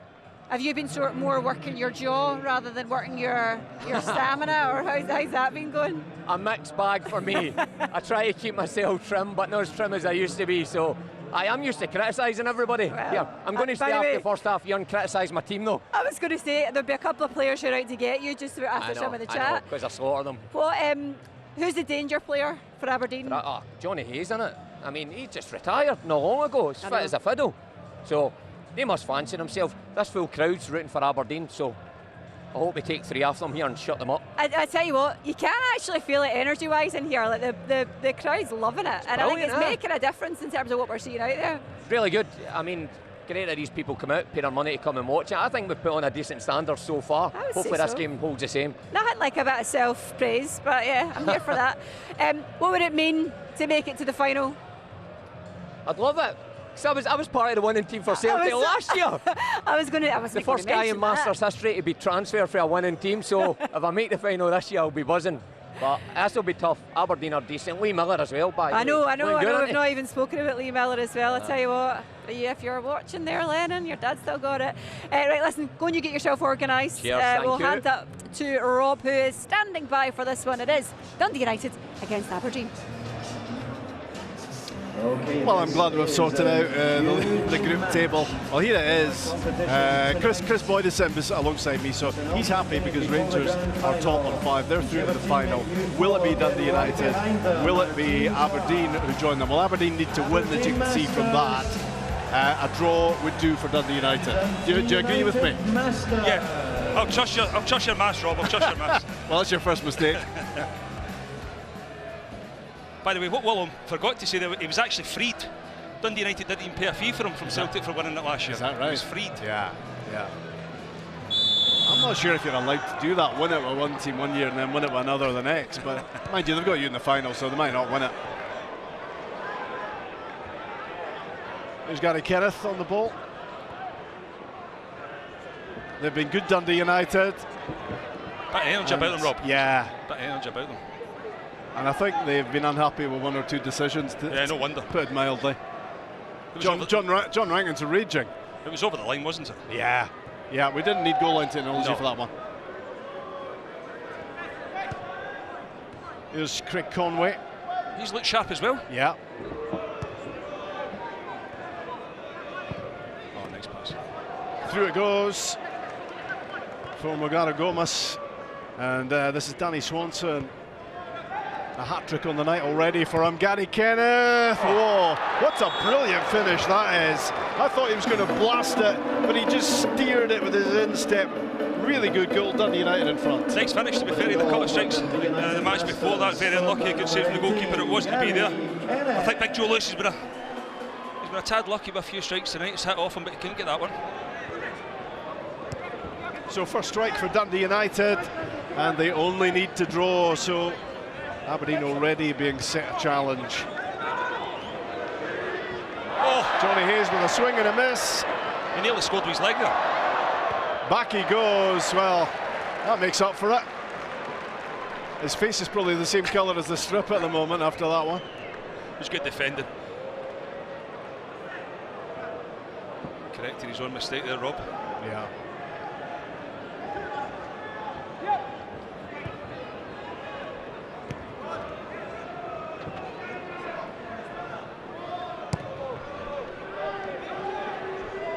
Well, Gary Kenneth will be looking for every opportunity to have a crack at goal after that one.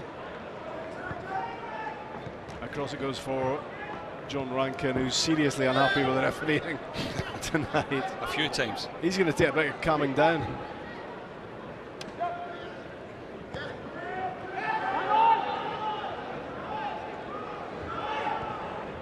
I wish that rule was brought in, Rob, when I was playing. You know, that standing in your own half. Yeah. You had to keep a man up. Did you not? It would have been magnificent. Anyway? I tried it. Let's hear from Gavin Ray on the touchline. Gavin, this is a must-win game for Aberdeen. Bit of a mountain to climb at the moment. Yeah, it's been tricky, but I think we can draw and still get through. I think we can still draw and get through. So as long as we don't get beat, at the moment we're getting beat, so it'll be tough. But yeah, we've got a good chance. And these games can change very quickly, as we've seen tonight, can't they? No, definitely. You make one mistake and it's a goal, so it's really difficult. But it's been a good, enjoyable tournament so far. Do you think that maybe we're starting to see across all the teams the kind of fatigue starting to show a little bit? Definitely. You know, it's tough going out there. It's not long games, but it's tough. It's tough games. So. And I think that's just got a goal there. So it's 1-1 now. So there you go. There you go. Beautiful. It's good to get back in the game. Okay, Gav, thanks a lot. Thanks, mate. Well, he's not renowned for this, you would have to say. I think he was trying to pass it to his own teammate there.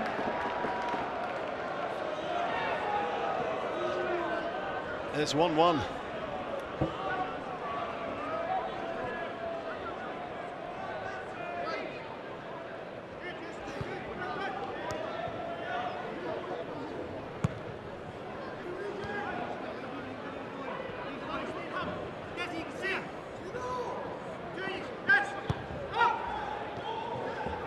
Some bobble there. Yeah.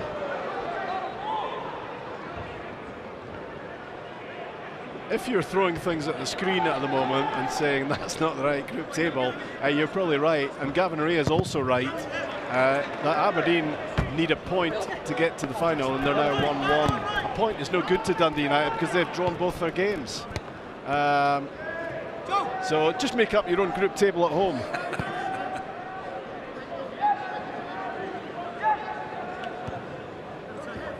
Confused? You probably should be, to be honest. Here's Gary Kenneth with Dundee United in front. Now Swanson, delicate. Thought he was going to get shot away the rope. Yeah. Probably should have. Here's Ian Jess. He's not really 53, is he? He's looking well.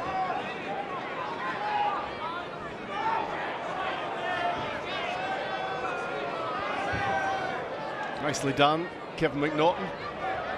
Wriggling his way along the boards. Took a deflection. Could have gone anywhere. Aberdeen running the clock down already.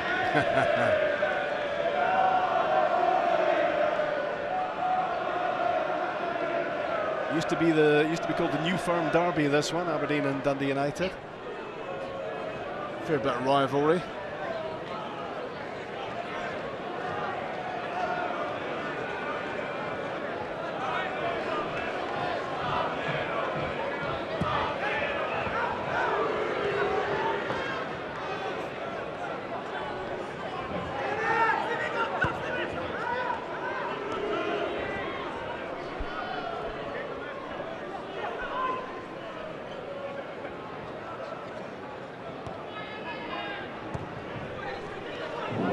Just behind the scenes, we've sacked our statistician.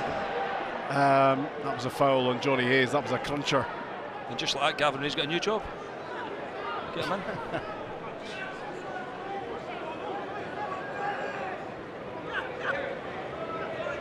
Been competitive, Rob. Yeah, it has. Good tackles flying in. Yeah. What's that, 2 goals for you so far? 2 goals. Probably should have been a lot more, but I'll take that right now. There's Kevin McNaughton.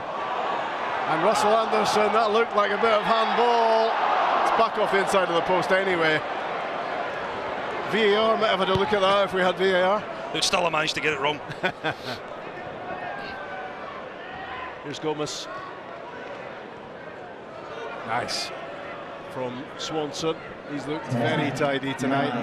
8, 7, 6. Just about half time. Swanson has a goal. 3.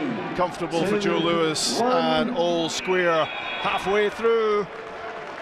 And Aberdeen on target at the moment for a place against Rangers in the final. And it's all about the goal machine. It's not been called that before, Russell Anderson. A tidy finish though, all the same. Yeah.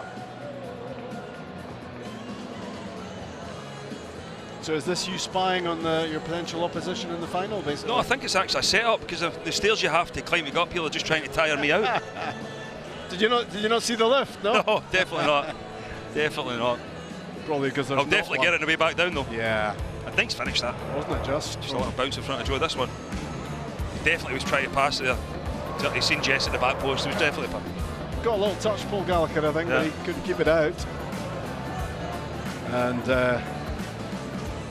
sets up nicely for the second half. Yeah, it does. Dundee United have to go for it. But they score, and they're in the final. It's the only result that's any good for them, despite the rubbish we spoke to you earlier on. Aberdeen Masters and Dundee United Masters. Jess, nice. Inside for Lee Miller. It's all opening up. Great save. Wow. But it's in on the rebound, and it is Russell Anderson again. We may never hear the end of this. He wasted his career playing centre back. He used to have been up the pitch. Yeah. Take the finishes tonight. That was a great save, yeah, wasn't it, just? And snapping up the rebound was Russell Anderson.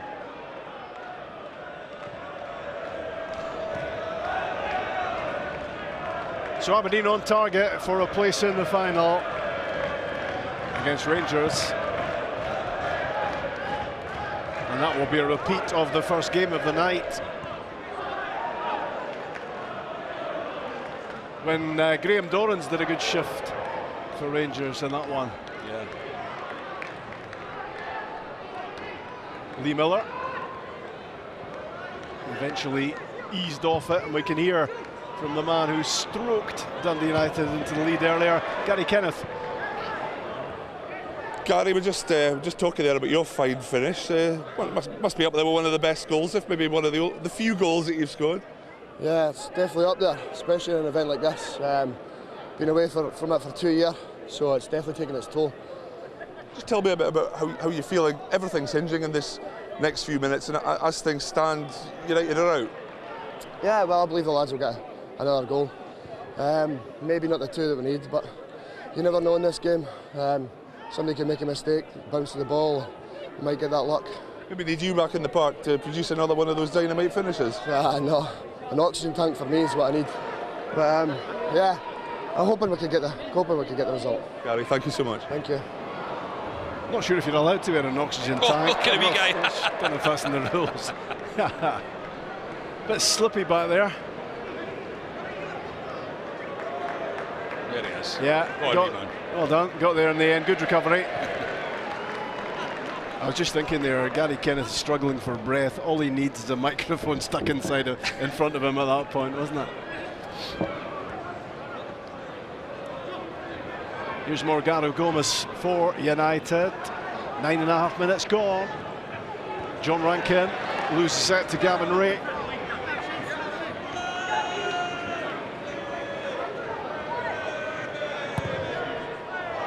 What a goal that is for 2-2. Some nice finishes tonight, Danny Swanson, that's for sure. Yeah, that's goal number 4 of the night for him. He just picked his spot, and Joe Lewis was routed to the spot.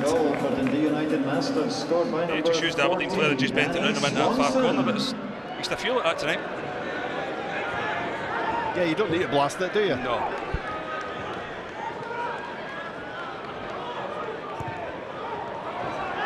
Here's Jess. Russell Anderson's on a hat-trick, but it's Ian Jess at the ripe old age of 53 who tucks in the goal, which might just put Aberdeen in the final. Again, Russell Anderson done really well in that attacking area. Just the awareness there to pick it, EJS and just put it underneath. Gallagher on the goal, tidy finish. We'd be delighted. And anyone who predicted Russell Anderson for 2 goals and an assist in this, well done.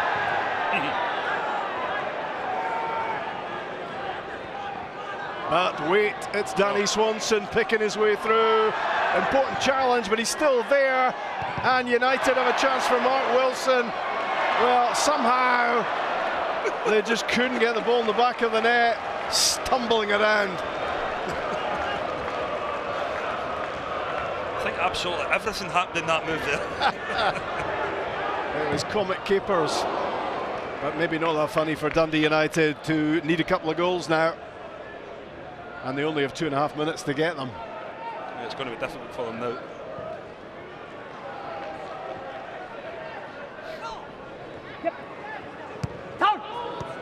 I don't think Mark Wilson could quite believe he was standing 2 yards in front of goal with the ball at his feet.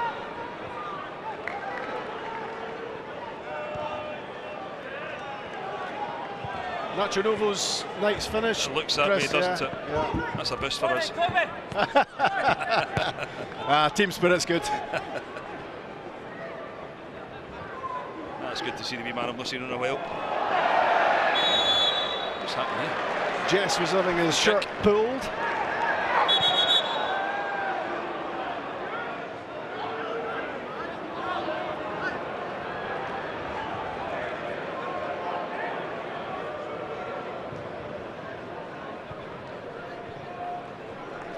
Well, Aberdeen lost their first game, of course, on the night to Rangers, and now they've won the next 2 by the looks of it to get to the final. It's Gavin Ray, and that would certainly have tied it up had it gone in. It's not like Gav. Powerful strike when he was playing in his playing days.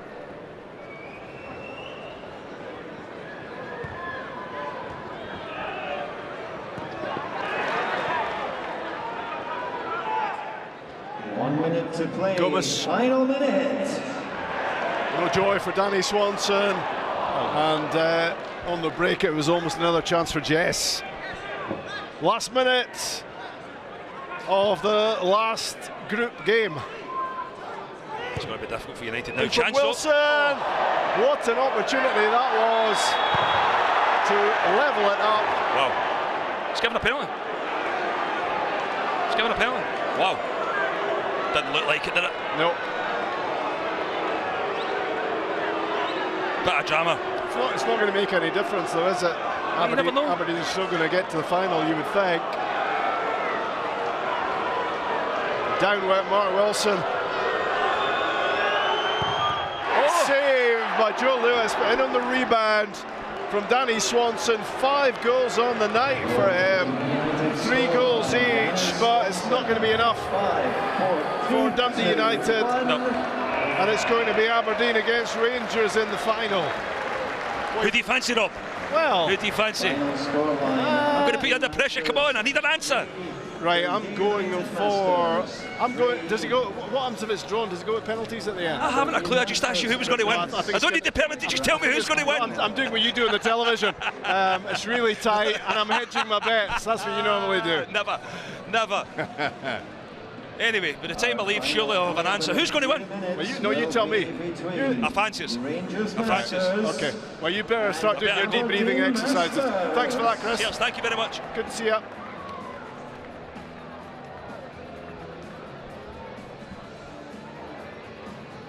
So that was Chris Boyd pushing me for a prediction, which he was never going to get, to be honest. Russell Anderson doing the business big time for Aberdeen. There he was again, 2 for him. If Dundee United had got that goal back, the final goal back a little bit earlier, who knows? Danny Swanson scoring. And Ian Jess making it 3-2, the oldest player in the competition. Danny Swanson got it in on the rebound, 5 on the night for him. Great performance. Well, it's going to be interesting to hear Russell Anderson talking about his scoring streak. And he is down there with Barry Ferguson and Connie. Russell, a phrase I never thought I'd use is goal machine Russell Anderson. That was exquisite finishing tonight. Sure, it was exquisite. Don't often find myself up that far up the pitch, but no, glad to get 2 goals because I missed a sitter in the first game, to be honest. So anyway. And it's job done. You're through to the final. You must be delighted with what the boys have given you tonight. Yeah, after losing the first game, we said after that we needed to at least win one. So we've done that. We got through to the final, which is I'm sure what most of the crowd would want to see tonight. So yeah, one last push. Aberdeen Rangers in a cup final. It's like the olden days. A long time ago, yeah. Yeah, it should be a good game, I think. We'll wait and see how everyone's feeling after the last few games. But no, I'm sure it'll be very competitive. Hopefully we win. It's been a long night for the players. How are you all feeling? I think there's a diplomatic answer and there's the honest answer. I think everyone will be sore tomorrow, let's put it that way. But no, it's been really good fun. And you can see there's still an edge there with the players, still don't like losing, want to win games. I would imagine with this being an event in Aberdeen, this I would imagine might possibly be the final that the majority of the fans would have wanted. Well, as long as we win. Yeah, I think you're right. As long as the outcome is the red side, I would suggest. Yes, well, thanks so much. All the best in the final. Thank you. Cheers. Thank you for that, Tyrone. The excitement's building, not only with some of the fans who are giving Barry Ferguson some amount of jip around here. It's to be expected. Yeah, listen. Yeah, well, there's another on the one. Dons. There you go. That was a bit more polite than the last one. Yeah, it sure was. It sure was. How you feeling? I'm feeling tired, if I'm being honest with you. We've got an old squad, to be fair, but listen, the guys have done brilliant. Excuses already, No, listen, Johnny. I think the guys have done brilliant. So listen, we're just happy to be in the final because last year we didn't do great. Right. Well, we'll get to that in a second, right? But I'm looking down here. Johnny Hayes, look at the nick of your legs. What's going on? I was just saying to Barry, I'm my own worst enemy. Can we see that? Can we pan down a little bit just so we see your bleeding here? I've got a few of them, but does that show the commitment? Maybe the silliness that I'm flying into tackles when I shouldn't be, but nah, it's like everyone here, every single player wants to win, don't they? It's that natural competitive society, and you don't want to be second. Right, that's one thing I think that's been clear and really obvious from everyone. Like, everyone is desperate to win this, Johnny. Yeah, like we're all together. Like, it's serious, isn't it? Yeah, we stayed in the same hotel, and obviously everyone talks off the pitch, everyone gets on, but once you're on the pitch, everything goes out the window, and you just want to win, because guys here that play at the highest level and had the careers they've had, they wouldn't have got there without having that competitiveness inside them and wanting to win everything, whether it's a five-side in training or a cup final, you want to win. Right, given the fact that Celtic had their hands on it last time, you've got a chance to emulate that now. What will it mean to Rangers and to you to get your hands on that trophy? Well, as I said last year, I think we finished last year, sorry, Connie, so we're doing better. Listen, Aberdeen are a good team, there's no doubt. It'll be a hard final, but listen, as Johnny says, once the whistle goes, we'll give it everything for the 14 minutes and hopefully we come out winners. Has it just been a nice experience as well, just being back with the guys again? It's great to see your old teammates, and obviously what Johnny says, we're all in the same hotel, all having a chat and having a laugh. And then it's amazing once that whistle goes, it's war. But listen, the guys, that's the way the guys are built, and that's the way I love it. What's the game plan? Man mark Whitey 6 yards out. No, I think the game keep breathing. Is to try to stay in the opposition half because you've got an overload. Try to keep moving.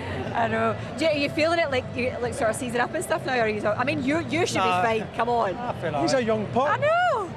I'm 10 years near enough older than Johnny. By the way, I'm not far off it myself, right? Well, that's another story. Right, listen, good luck both of you. Enjoy it, that's the most important thing, and we'll find out afterwards who gets their hands on that trophy. Cheers, nice thank one. You.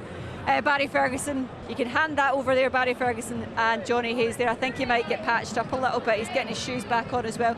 Right, let's take a look at that final league table, shall we? How things stand ahead of this final.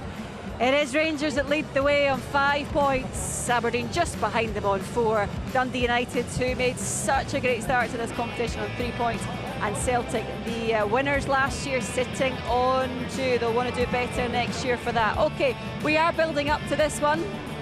It is Aberdeen and Rangers in the final here. Aberdeen, of course, with a home advantage. Let's hand you over to our commentator for this one for the last time for the grand final with Rob McLean. Thanks, Connie. Just for a change, we thought we'd show you the accurate group table, which has Aberdeen and Rangers in the final. Well, a perky pair, Ferguson and Hayes, a perky pair down on the touchline. I'm having to deal with a devastated Dundee United player up here.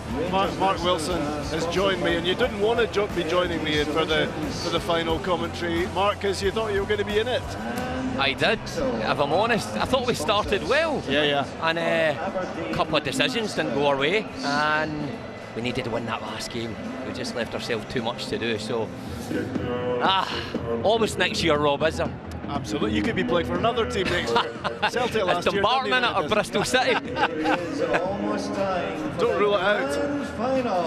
So here we go with Aberdeen against Rangers in the final. And as Mark says, Dundee United have played really well right through, and it's a kind of strange feeling that you're not in the final, because the 2 games you drew against Rangers and Celtic, you could so easily have won.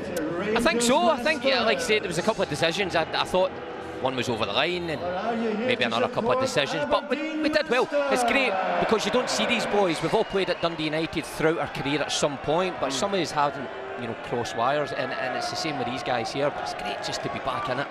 It's been a good tournament so far, but if I'm honest, I think Aberdeen and Rangers probably deserve to be there. And you've had the player of the tournament in Danny Swanson, haven't you?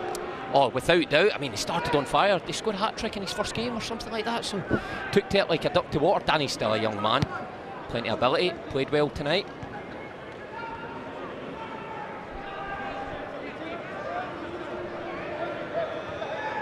Barry Ferguson squares it to Pedro Mendes.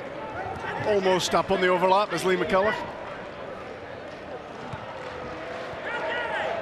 No Nacho Novo, so Rangers only have 7 to choose from. Barry Ferguson battering the ball off the boards. And here goes Lee Miller. A couple of goals for him on the night. Ian Jess with a big goal in that last game. Derek Young to Kevin McNaughton. It's a good ball in, but well cut out by Graham Dorrans. Chris Boyd. You don't really need to identify Chris Boyd. You just need to wait for the booing, and you know it's him. He gets a hard time, Boydie. He takes it all well. He gets his own back when he puts the ball in the back of the net. He's done that a few times tonight. He was trying to push me for a prediction on this, but I wasn't having it, Mark. I thought he was the expert analyst. It's great analysing Boydie for once. Doesn't really move a lot, does he? Doesn't really track back. It's a good vantage point we've got here. He's wanting the rules changed so that you have to have one player inside the penalty box rather than just the halfway line. Doesn't need an invite to shoot when he gets it.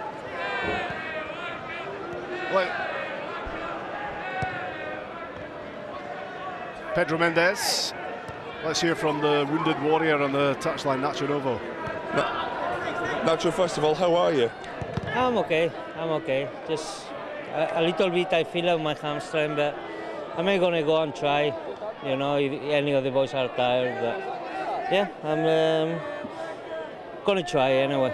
It must be so frustrating that you're not able to go out and play your part, particularly in a huge game like this. Yeah, of course, yeah, but listen, that's the beautiful part of the game, you know. So sometimes you want to play, but you can't. But yeah, the boys doing well anyway, so hopefully they can keep himself in the pitch. You like an Aberdeen Rangers game. It's 0-0 at the moment. Do you think Rangers can get the job done? Yeah, of course. I believe for my teammates, you know, especially when we are the oldest team, you know. But yeah, I think we playing good, and hopefully we win the Masters. I'll let you go and get a seat. Thank you. Cheers. Nacho still hoping he can get a winner's medal out of this. He's played about 35 seconds. Poor Nacho. You know, hamstring. It's a sore one. I think you can see the toll it's taking on the boys' legs here. Yeah. He played at a slower pace maybe than the other games. Or so it seems from up here. Maybe I was just a slow rope when I was on there as well. Lovely pass through. Johnny Hayes, what a finish. And Aberdeen go in front in the final. As easy as that. Makes a difference when you've got a fit player like Johnny Hayes that can actually run forward, compose, great wee finish with a toe. Nice little pass through from Lee Miller as well. Lee Miller's been good today. Yeah. Started well, scored the first goal, he's continued that.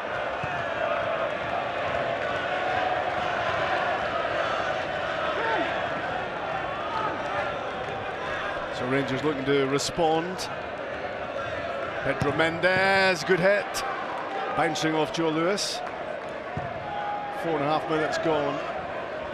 And is it going to be a home win in the Scottish Masters 2024? And the North East is already buzzing with what the Jimmy Tillene and company are doing in the Premiership. And maybe there's a bit of inspiration involved tonight for them.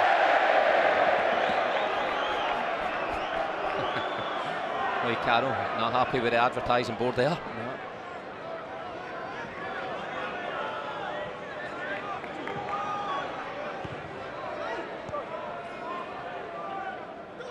Dorrans, who scored twice in the first game.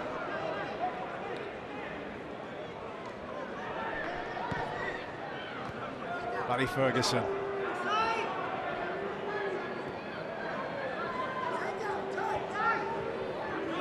Chris Boyd.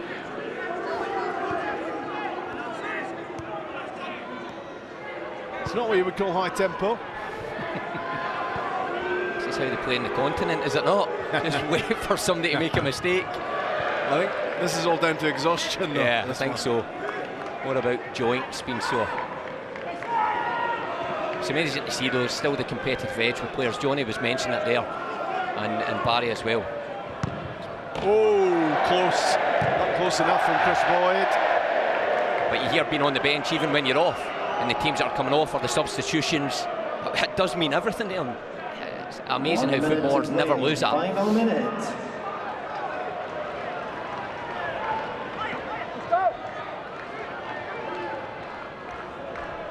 Six minutes gone. Johnny Hayes with the only goals so far.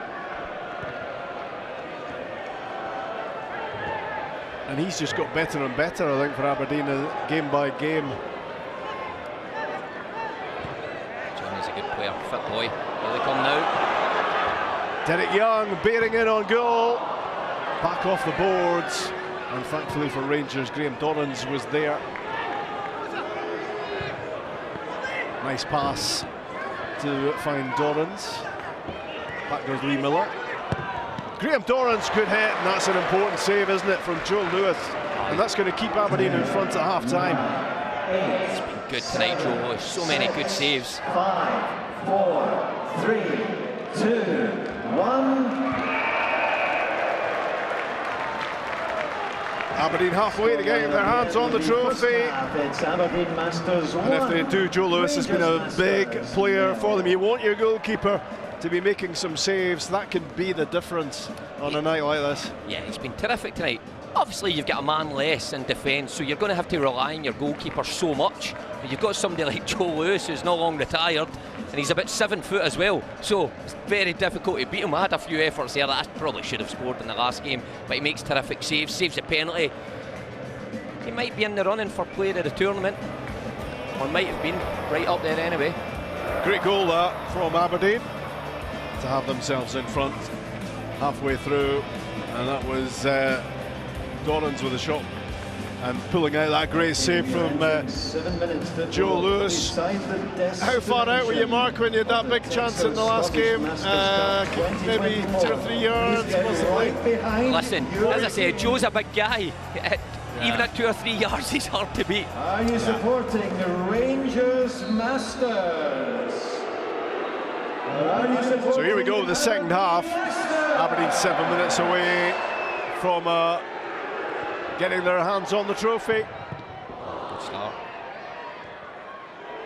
Back it goes. Oh, what a hit that was.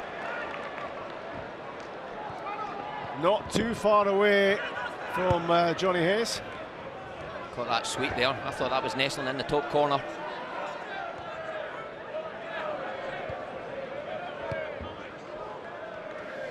No surprise at that.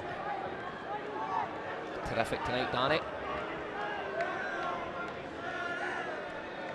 Touch to the side for Pedro Mendes, takes a touch. Good save There's again. another important touch. Joe Lewis in the way one more time. Outstanding. I was playing at darts with him earlier on today as well. He's good at darts as well. Yeah. He's good at everything, this guy. I suppose when he leans over, he's near the board, isn't he? Just places it in the bullseye. Yeah.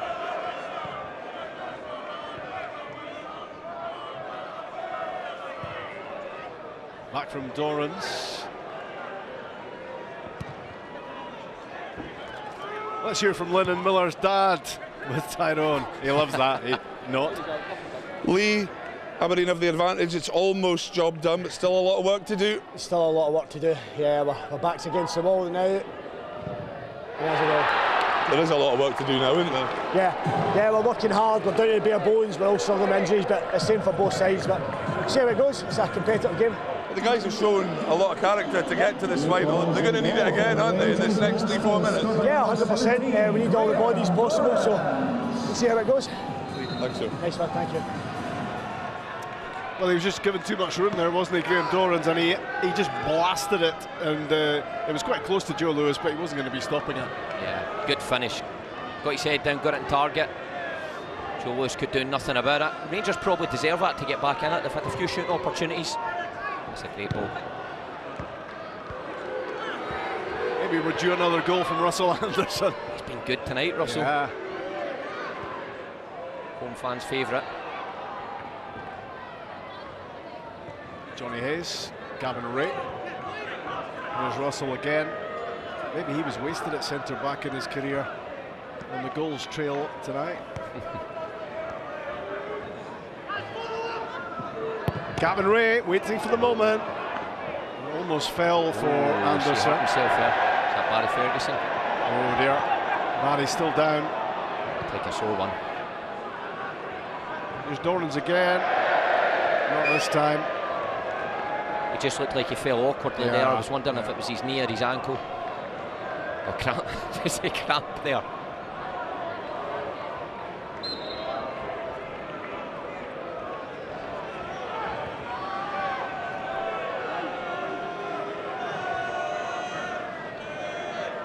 So 10 minutes gone, 1-1.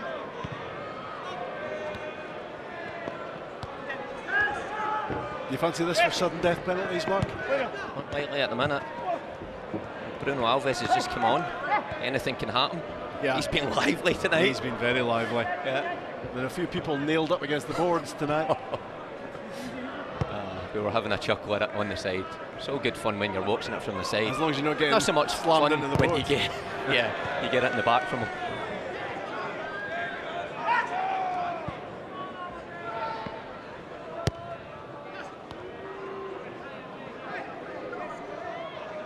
Here is Bruno Alves. Champions League winner, is he? Yeah, he certainly is with Porto. Wow. Oh, what a hit that is! What a goal that is! It's Joe Lewis! Unbelievable! Is that the goal that's going to win the trophy for the Dons? That is remarkable. I've never seen anything like it at the Masters.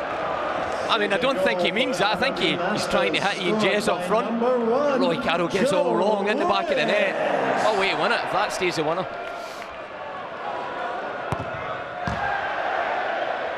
So Aberdeen 2.5 minutes away from winning. And will they be winning with a goal from the goalkeeper? you were talking about maybe trying to hit somebody up front. I think by the time we hear about that afterwards, that is going to be definitely from Joe Lewis. An attempt to score, which he did. He's got to claim it. He's been brilliant all night at the back, but that would just top things off. That would just sum the good feeling about Aberdeen up if they win the Masters with a goal like that in front of this home crowd. Bit of work to do here though. Bruno Alves lining up the shot. Another big touch. Well, he's doing it at both ends of the pitch at the moment, Joe Lewis. And Aberdeen are just about 90 seconds away from party time.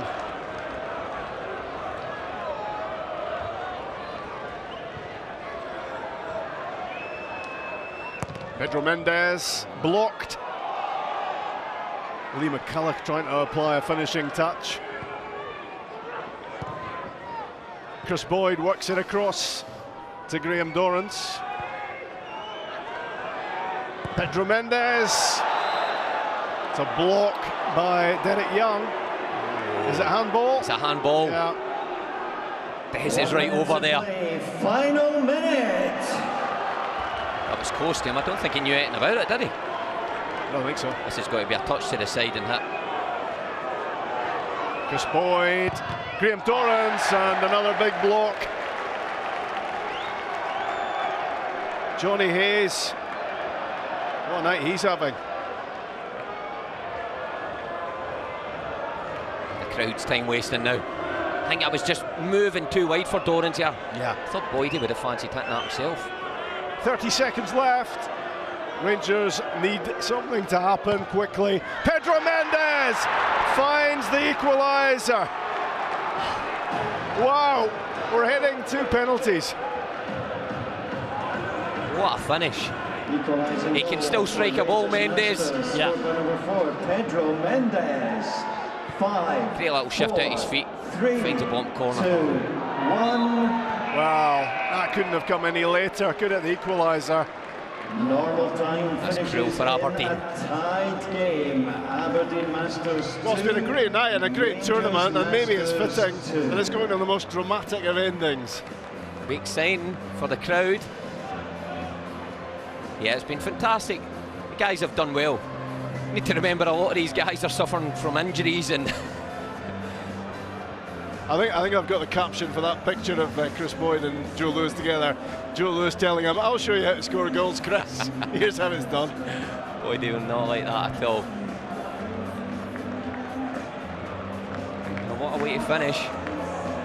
So the destination of the right for Joe Lewis to save the penalty that wins it for them. Will be decided by penalty shootout.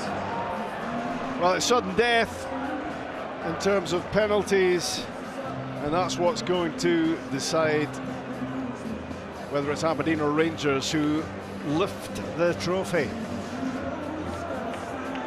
So who fancies a penalty when you're absolutely exhausted? Johnny Hayes looks pretty fresh, to be honest. He's fine. It's a walk in the park for Johnny. Some of his teammates though are feeling it a bit. One of our boys came off substitution, they just went, "My legs have gone." My legs have gone. That was all I needed to say. Fair enough.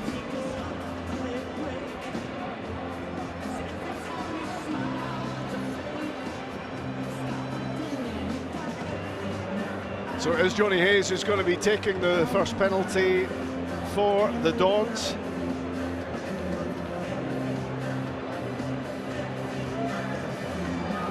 Would have been good if they made it the run-up rob from the halfway line. Like the old days in America that you used to see 10 seconds to score. Joe's already saved the penalty tonight, hasn't it? Yeah. First to take for Aberdeen Masters, number 17, Johnny Hayes.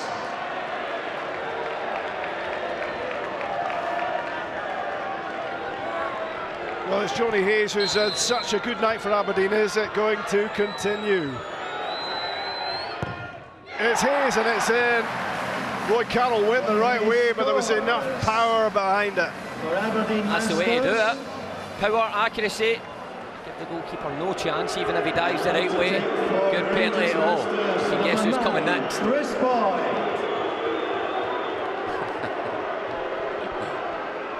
I think he gets this every day, everywhere he goes. I think so, and he loves it. Chris Boyd against Joe Lewis to keep this shootout alive. It's Boyd, and he's done it. He's done it, and he loves the moment. You go to the next round. Joe Lewis went one way and he clipped the ball down the other. Number 6. He's just a good goal scorer, Boyd, isn't he? Just looks at the goalkeeper, puts him the wrong way. A bit of fun with the crowd. It's Derek Young who's put his hand up for penalty number 2 for Aberdeen. Derek Young right down the middle, and that was a good choice. Lovely penalty.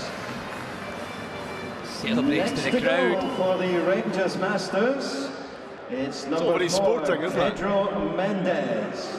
A little Mendes. Yeah. Well, it was Pedro Mendes who rescued Rangers right at the end of the final with the equaliser, which took us to this shootout. Mendes has to score and does. Another successful penalty for Rangers. Well, Masters. it's 4 out of 4 so far, 4 really good penalties, and we're still no nearer to knowing who wins this Masters trophy. Good standard so far. Ian Jess up next. Ian Jess, the oldest participant, isn't Yeah, he? 53. As well, Rangers Masters, number 8, Ian Jess. Again, a very light paper round. Big run up. It'll be knackered time he gets here. It's Ian Jess. Oh, how cool is that? Fans' favourite here. Yeah. It's a great penalty, isn't it? Yeah. Top player in his day, Ian Jess. He just waited for Roy Carroll to commit, and he sent it down the other side. Well, injured Nacho Novo is back in the frame here to take Rangers' 3rd penalty. He'll be hobbling up to the spot. I was going to say, it's a risky strategy if you get a sore hamstring. You want to take a penalty. Nacho Novo. Maybe not. Well, how well did he do that? We could be here all night at this rate. What time did the lights go off here, Rob? I'm not sure. 6 out of 6. Well done, Nacho Novo. He's grimacing with pain there, but he's got the job done. For Aberdeen Masters, it's number 4, Russell Anderson. Russell Anderson to keep this run going. Oh, bit of mind games there from Roy. It's Anderson, and it is mighty cool, isn't it? He's having some night. He really is. 4-3 Aberdeen. Masters. Living up to those white boots he's got on tonight. Rangers Masters, it's number 17, Graham Dorrans. Ball rolling off the spot. Not going to disrupt him.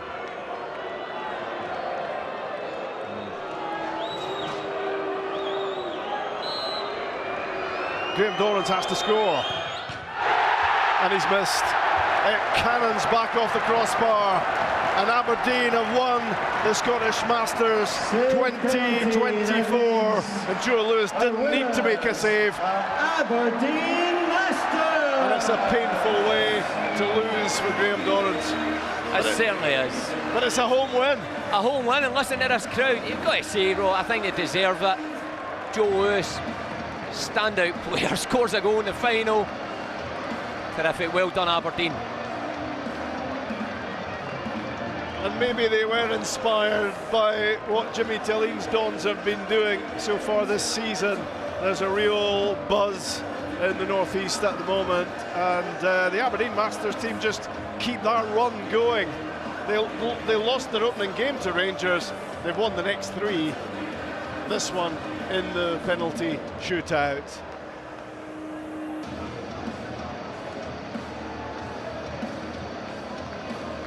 Well, hopefully Joe Lewis is going to explain that ridiculous goal to Tyrone.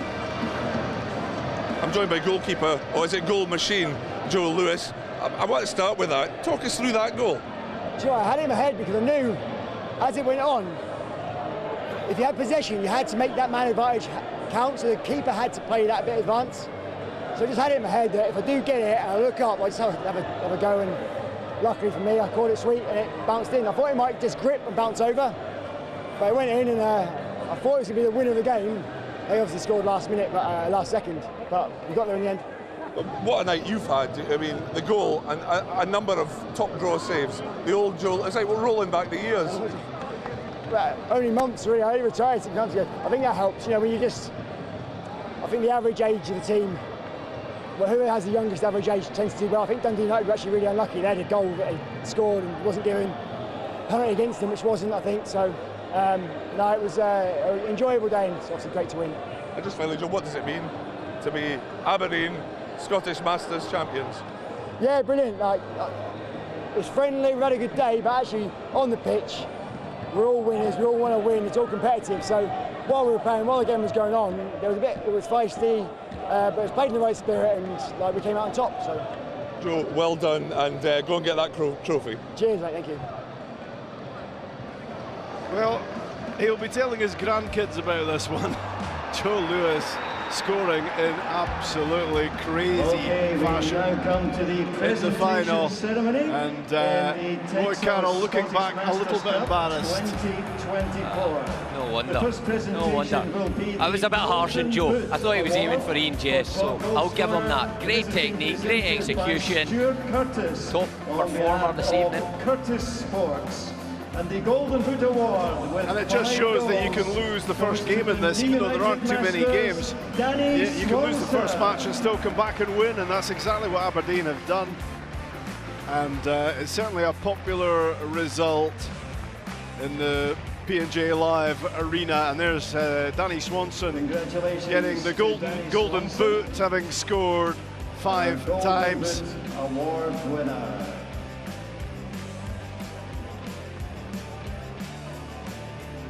Well, he's been great tonight, Danny Swanson. And we're disappointed, like Mark is alongside me, that Dundee United didn't get to the final, but he was a standout goal scorer. Being presented by Katie Benson, the Player of the Tournament award. Player of the tournament? Aberdeen Masters, Johnny Hayes. Goes to Johnny Hayes. And that's a popular choice as well. The Texas Scottish Masters Cup. Smile, Johnny. He's been good tonight, Johnny. Johnny Hayes. I think Joe Lewis has probably been robbed the amount of saves he made and scores a goal. But well done, Johnny. Very good. Yeah, one of his goals was 3 seconds into the second half. Yeah, that's right. Yeah, he just took it at his feet and shot. Shows the quality. Guys like that don't lose the quality, do they? Ladies and gentlemen, is the Goal of the Tournament award, sponsored by MyFootballFacts.com. So, golden boot for Danny Swanson, player of the tournament for Johnny Hayes. And now it's all about the big trophy itself. The Tournament award goes to Joe Lewis of Aberdeen for his goal versus Rangers. Goal of the tournament, and well, there's no denying it, is there? That was something special. Who would have thought that Joe Lewis was stepping up to pick up that prize? Absolutely magnificent. Thoroughly deserved from Joe Lewis. Said I was maybe a bit harsh on him. Said he meant it, I'll take his word for it. Great technique. Yeah, mind you, he was always going to say that afterwards, wasn't he? He was. Actually, as the night goes on, too, that goal's going to be getting better and better. he actually struck it from outside the arena. He's every right. It's been a great night for the Aberdeen players Okay, and the Aberdeen fans here, just waiting for them lifting the trophy. Ladies and gentlemen, it is the trophy to the Texos Scottish Masters 2024, being presented by Alan Conway of Texo to the winning team, Aberdeen Masters. Come to get their winners' medals: Derek Young, Lee Miller, Kevin McNaughton, Gavin Ray.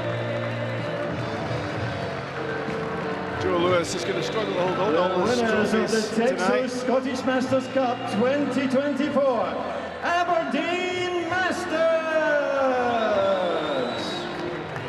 Some great stories in this Aberdeen team, none more so than the oldest player in the tournament, Ian Jess, talking about rolling back the years, and Johnny Hayes made such a big contribution, and so did this guy, Russell Anderson. His goals, who would have thought we'd be using that phrase either? His goals played such a big part. Ladies and gentlemen, let's hear you for your Texas Scottish Masters winners 2024 on home soil. It's Aberdeen. Congratulations and this feeling to the of Aberdeen Masters. electricity and energy in the northeast Winning the final continuing in that thrilling penalty shootout. with a home win. Well done Can't to get any all better our if you're an teams this Aberdeen fan at the evening. minute. First team thanks to winning each and almost every every one of you week. for You get an attending international tonight. break and you come along to witness the We hope Masters, you've some had of the a old great night greats, here at and they P&K pick up the Live trophy. for the Texas Scottish It's a Masters great Cup time to be in Aberdeen at the minute, 2024. great time to be an Aberdeen fan. Thanks for attending and hope to see you next time. It's been a for great more atmosphere at Masters P&J football. Live, and as far as lots of the fans in here are concerned, this was the right result, although it went right down to the wire, and that was one dramatic penalty shootout, and it all ended with Graham Dorrans rattling a penalty against the crossbar. That after Pedro Mendes had scored the game right at the end of normal time. Aberdeen finally getting the job done, and everyone enjoying their moment in front of the Snappers. Let's hear from Lee Miller with Connie. Thanks for that, Rob. That big smile on your face tells me a story. How you feeling? Oh, sore, really sore. I couldn't even stand to take a penalty at the end. Right, what was going through your mind? Because I was kind of watching just everyone's faces just to see how willing they were. I was dying for somebody to miss in terms of Rangers missing, because I couldn't put any weight through my standing leg.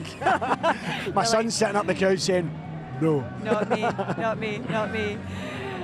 It's I guess whenever you think about what this means to the crowd here and just being sort of generally all the sort of buzz that's around this city right now, does it feel good?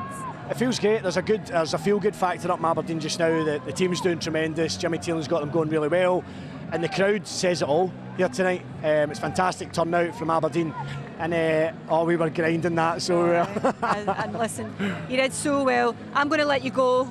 Enjoy yourself. Go and enjoy it with the rest of your teammates. So we'll see you again soon. Thank you very much. Thank you. So there you have it. It is Aberdeen who are the 2024 Masters champions. And I tell you what, where else would that happen apart from the home city here in Aberdeen? I hope you enjoyed it as much as we did. We'll see you again next time. Bye-bye.